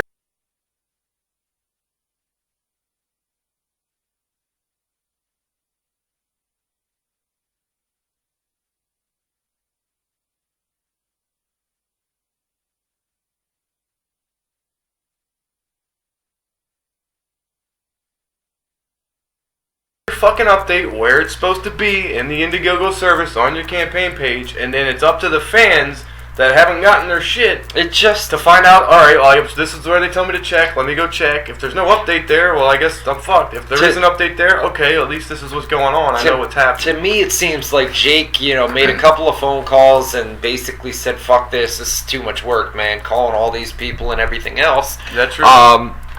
Yes, and not only that, but Jake Roberts, I can confirm. I think that plays into it.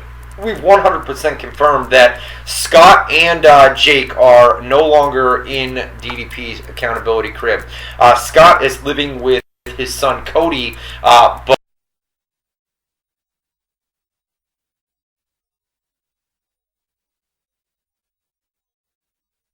is at DDP's crib every single day doing the yoga and is still in great shape. Jake, on the other hand, has moved out, has moved from house to house, and Jake, I can 100% confirm this, Jake went over to DDP's house, and Jake claims that he went to the doctors, and the doctors have given him some medications. About a week or two ago, Jake was in the presence of DDP, and DDP asked him, why are you so happy? Why are you so upbeat? And Jake said, well, the doctors gave me these new medications. You can always find a doctor to give you pills, too. The doctor gave me these new medications, and they're making me upbeat. Listen, I'm not going to make accusations or anything like that, but I've seen new videos that Jake has released, and it's not the same Jake that was in DDP's accountability crib just a couple of months ago before he moved out. Jake is on his own.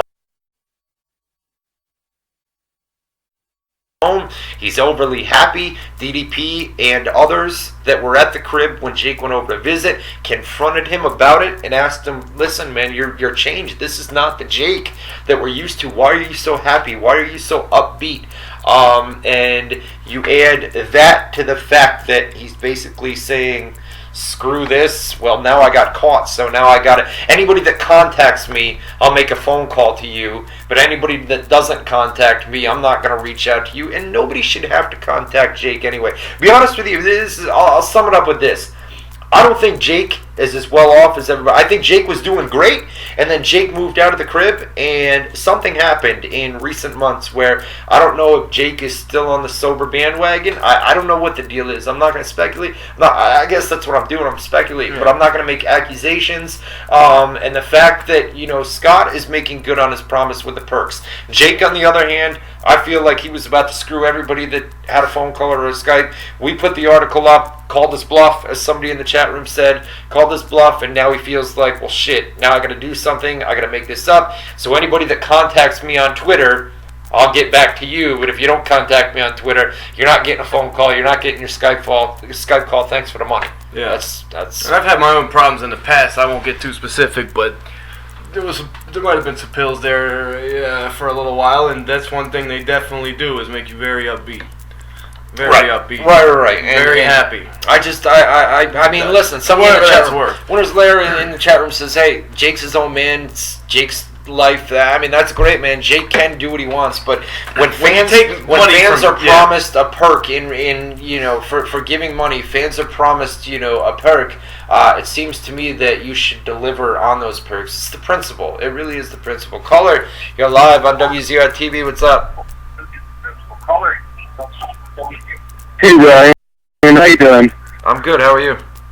I'm doing pretty good. I was wondering because, you know how, I'm pretty sure you read, Jake's petition on, YouTube or whatever, as far as going to the Royal Rumble and all that stuff. Do you think, that'll actually come through, or what do you think? And that's my question. I think it would be cool as fuck if he. I think it'd be awesome to see. I'm still a Jake Roberts fan. I'm still a Jake Roberts fan too, man. And I'm still a huge Scott Hall fan. That's one of my favorites of all time. That dude's so fucking cool, man. Yeah. He's the coolest cat in the fucking industry. He even joked about it on the video. He said, "Hey, yo, thanks for your money" or something like that in the video. But he's still making good on the perks. But Jake Roberts in the Royal Rumble. I mean, listen, he sent feelers to WWE. It's clear as day that he wants to be in the Royal Rumble. WWE, as of last check, WWE wasn't going to have him in the Royal Rumble. No. But hey, things could change. It'd be a cool thing. Do I think Jake's going to be in the Royal Rumble 2014? No, I don't. But I know Jake wants it. I don't think WWE wants him. But yeah, it'd be a cool I think he will. You think he'll be in the Royal Rumble? I think he will. You think WWE will bring him I think when push comes to shove, they're going to want some surprise guys. They know this is an already fucking ready-made story. It's been getting media attention. TMZ picked it up. Yeah. All these places picked it, so it'd be like, well, why not? He's not going to have a run. He can just go out there, be in the ring for a minute or two. They'll throw him out, and he'll be happy, and everybody will fucking feel good. It'll get some coverage. Yeah, and he got himself... Let's say he's still sober. Let's say because he lost the weight. They did. Ron G in the chat says they did release a new T-shirt for Jake Roberts the other day. Yeah, WWE. Yeah. So, but I'm saying he lost the weight. He won't look because the last few times he's appeared. I remember once he came on a what's Chris Jericho's segment called? Highlight reel. He came out and it looked sad. Damn, it was terrible. He was fucking way overweight, fucking balding, gray hair. He just looked a mess. And he looks a lot better these days. It does look good. That would be a nice, let's give Jake one more appearance so that could be, fans remember him this way as opposed to this fucking mess that stumbled down to the ring. You make a good point. So I think they will do it, because if they're going to have some surprises, why not Jake, is what I would think. If I'm there, fuck it, let him do it. He was dying to do it. Go out there, you got 30 guys in there, you have them in there for you said a couple minutes, and then that's it. Didn't they even have 40 or 50 recently on one of the shows? Instead of 30, they went over the 30? 40. Yeah. 40. Right. So, just bottom line is they've got enough spots. They're going to do some surprises. Why not? Yeah. The Ryback Heat we talked about earlier. WWE Network. WWE Classics On Demand is going to be ending very shortly. The subscribers to WWE Classics have been notified. They also hired a new executive vice president today for programming. So it seems like plans for the WWE Network are in full force. They're looking at an early 2014 launch, but you guys know how that stuff works, man. I mean, there's been times where they said we were supposed to launch the network last year, I believe, right? Oh God, earlier this year. 2 years ago. The thing that bothers me, there was a time where I'd have been fucking distraught at the cancellation of On Demand, WWE On Demand, because I used to subscribe. I loved the Legends of Wrestling roundtables they do. I fucking love them. Right. But they haven't been doing them anyway, so Right. who gives a shit. But also, real quick, while we're on the documentary type stuff, the history of WWE comes out today. I can't wait to find that fucking torrent online and watch that documentary. Layla hasn't been seen in a while on WWE television. She was on last not night, on the European tour. She was not on Raw last night. She wasn't in the Diva Chair? Did not take part in the Diva Chair segment last night. Wasn't on the European tour, and is not a part of the Survivor Series match coming up this Sunday night at the pay-per-view, the traditional elimination style match. She's had knee problems. There's really no word on her official status with WWE, but the knee problems may have something to do with it. Paul Heyman talked about his return, what the plan is for Ryback and Brock Lesnar. It looks like early 2014 when Brock Lesnar returns to WWE. WrestleMania. Speaking of WrestleMania, the Wyatt family in the Shield against the Shield is currently penciled in for WrestleMania 30. Of course, plans can and always Tentatively change. planned. Yeah, I think that would be a cool planned. fucking showdown there. Shane McMahon at WrestleMania or returning to WWE. Triple H and Stephanie McMahon. Stephanie McMahon came out in an interview last week and said, I would love to see Shane in WWE, back in WWE, or at WrestleMania 30, but that's entirely up to Shane whether he wants to do that. He's got a lot of business shit going on. Right. I think it would be cool to see him back only if he's still willing to do all that Daredevil shit he used to do. Right. Fucking jumping off the Titantron. Put a little music up when I do this. I'm doing like quick little bits. Right. You know what I'm saying, dude? Where we're just we're gonna do this every week. We're gonna make like a news segment where it's like a 5 or 10 minute segment where I don't know what I read the news, right? I'm gonna read the news off and you make little comments. Then we move on to the next. Okay. We'll do a cool little segment every week.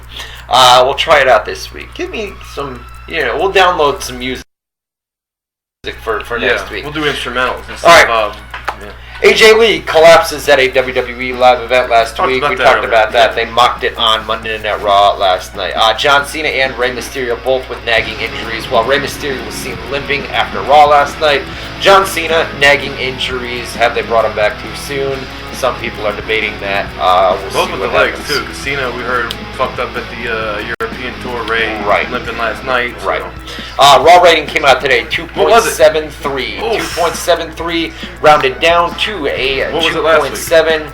This week it was a 2.73. Last week it was a 2.73 to the 10th of a point, the exact same number. Wasn't it 7.4? 2.73. Viewership was up just a little bit this week, but it was still the exact What was the Monday game that they were going? The Monday night game was New England Patriots against the Carolina Panthers, which drew 15 million viewers, up from last week's 10 million. So they had stiffer competition, but the viewership still went up. Yeah, up from last week's 10 million. From 10 million to 15 Quite a jump, yeah. Quite a jump. New England's a big market team. So. Yeah. TNA Impact returning to the Impact Zone. It's going to be Soundstage 19. Used to be Soundstage 21. They started moving the production equipment, the ring, the lighting, all that good stuff over the weekend. Yeah, they're cleaning it up, getting it ready. Yeah. They are going to be there this Thursday, Friday, and Saturday, taping multiple episodes of TNA Impact. So you guys are going to see a lot of spoilers on the website Thursday, Friday, and Saturday, returning to Orlando, Florida to tape TNA Impact and Survivor Series coming up this Sunday night on pay-per-view. WWE title match, Randy Orton and The Big Show. Predictions, real quick. Randy Orton, The Big Show, WWE title. I think Kane comes out, interferes, costs Big Show to match. Orton retains, setting up Big Show, Kane at TLC. Keep in mind, there's no interference in this match. They said that, but I think Kane interferes. World title match, John Cena against Alberto Del Rio. I think Cena wins, obviously, and then I'll be interested to see where they go with him next. They haven't really alluded to any new future opponents. CM Punk and Daniel Bryan against the Wyatt family. I said it earlier, but I forgot they were talking about Punk taking time off. I'll do it quickly because I know that's your little thing of music. I think Bray Wyatt interferes, setting up Punk Bray. At least that's what I heard. And the traditional Survivor Series elimination match, the Shield and the Real Americans against the Rhodes Brothers and the Usos and Mysterio. There you go. And Mysterio. And Mysterio. I think that'll be a good match. I think that I think we'll see a giant swing. Mysterio high flying. Cody Rhodes Goldust will be a great match. Shield always great opponents. It'll be a good match. I don't know how the eliminations will work, but I think the baby faces will go over. And traditional Survivor Series elimination match announced yesterday with the Divas. Divas versus Total Divas. Team Total Divas. Yeah, probably. I think Team Total Divas will probably go over because they want to, keep pushing the reality show. But I think it'll be a horrendous train wreck. Miz and the Kofi Kingston and the kickoff show. Right. I think that'll just be more getting Miz over as a heel, further establishing his heel switch. Hall of Famers on the pre-show too. Bret Hart, Booker T, Mick Foley. I think that's great. I think that's awesome. It'll be a better panel than they've ever had, so it'll be interesting for a change. That will be very interesting. Are we leaving music up? We can shut down the music. So that was our news rundown. We got to incorporate that in the show. You know, I think that's a cool idea. We'll get some I'll get some breaking instrumentals. news. Yeah, exactly. That way we don't have words to. Exactly, like some breaking news type music or something like that. Where every week we'll give like a news rundown. We spend 5 or 10 minutes. We'll just kind of highlight the big stuff in the quick stuff. it's just the stuff. Now we have 5 minutes to get through rapid fire. We may not be able to take all of you guys this week, but we're gonna get through as many as possible. We do have a correspondent at WWE. We're definitely not gonna get through all of these, SmackDown, yeah. But we do have a correspondent at the main event and SmackDown taping. So here we go. Rapid fire. Matt Johnson. Keep hearing Hendricks got robbed. Bullshit. In my opinion, Hendricks got round 2 and 4. GSP got rounds 3 and 5. So he kind of agrees with you, man. Go ahead. No, I say with the scoring, it could go either way, but I think Hendricks won. Caller, you're on the air. No, you're not. You hung up. Give us a try again if you want. Let's see. Tim Krieger, any word on who the next shot at the World Heavyweight Championships is, and who do you think will take the U.S. title next? That's what I was just saying. I don't have any idea where they're going with Cena after Del Rio. I don't either. That's when I'll be interested to see what they do. So we'll see. And the U.S. title's kind of on the back burner these days, right? Yeah, Ambrose still has it, right? But yeah. he's been he's stuck in all these matches. But Jay Sutherland, hold on, we got a caller. Caller, you're on the air. What's going on? Hey, Matt Boone and Ryan Clark, how are you doing? Well, you're doing good, man. How you doing? Question: what do you think? John Cena versus Undertaker at WrestleMania, I don't know, this year, next year, what do you think? I think if Hogan comes in, I think they do Hogan Cena, to be honest with you, man. Yeah, and I think that, thanks for the call, I think they're going to do, we have to be quick here, sorry about that. I think the plan is to do Lesnar Taker.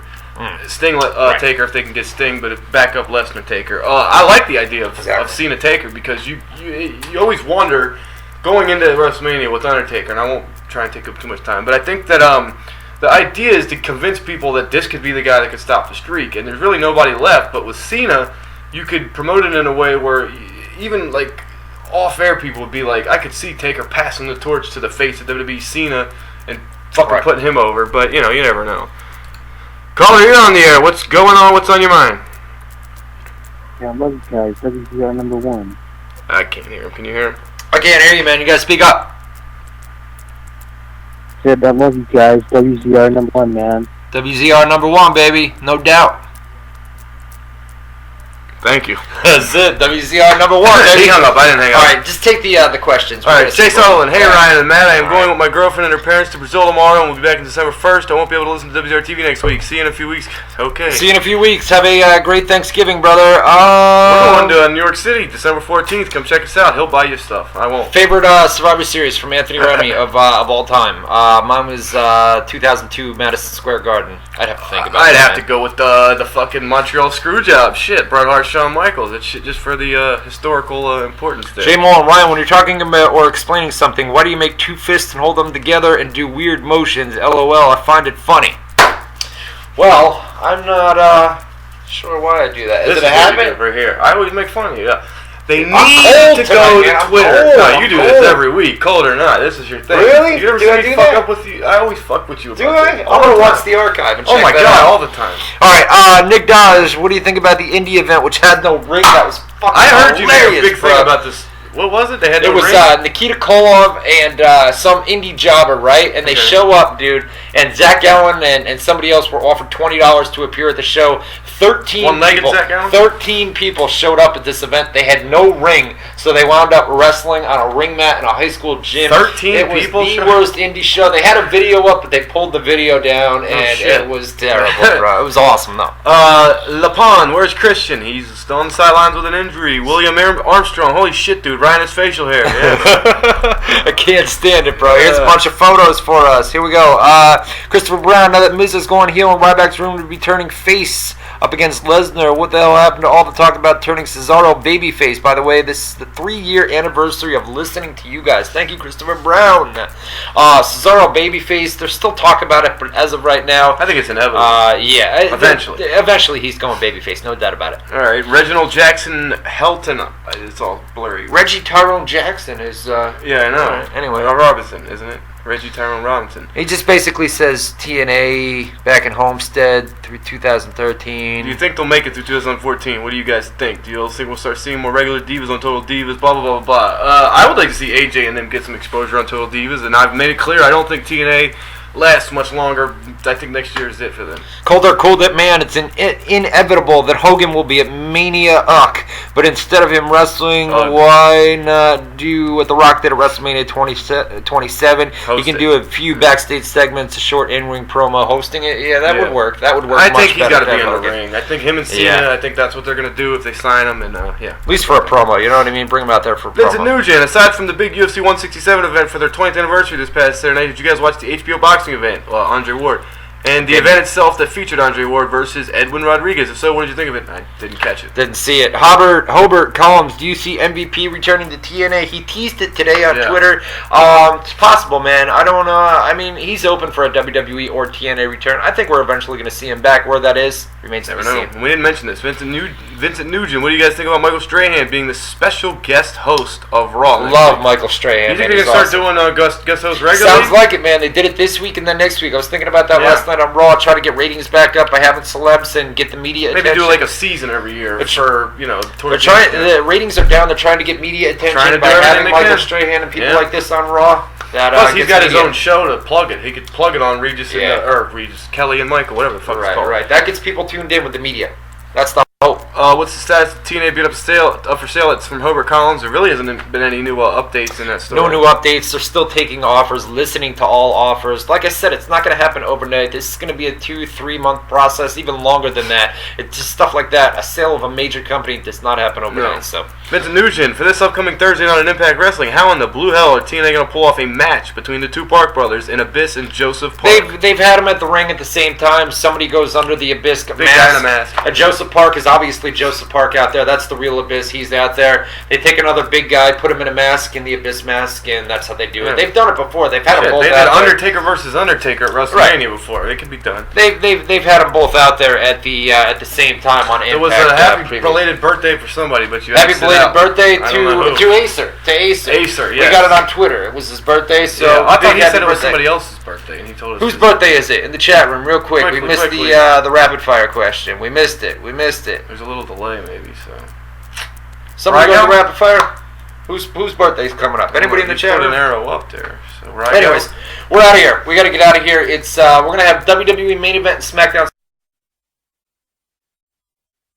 spoilers that are coming up on the website. Submit feedback, man. Don't yell at us. We know we had to rush through the rapid fire, but we had a lot of wrestling talk tonight, man. We had a lot of wrestling talk. It was a lot of stuff. We got to some UFC, so I was happy about that. But yeah, Facebook.com/RyanClarkWZR. The top post will ask for your feedback.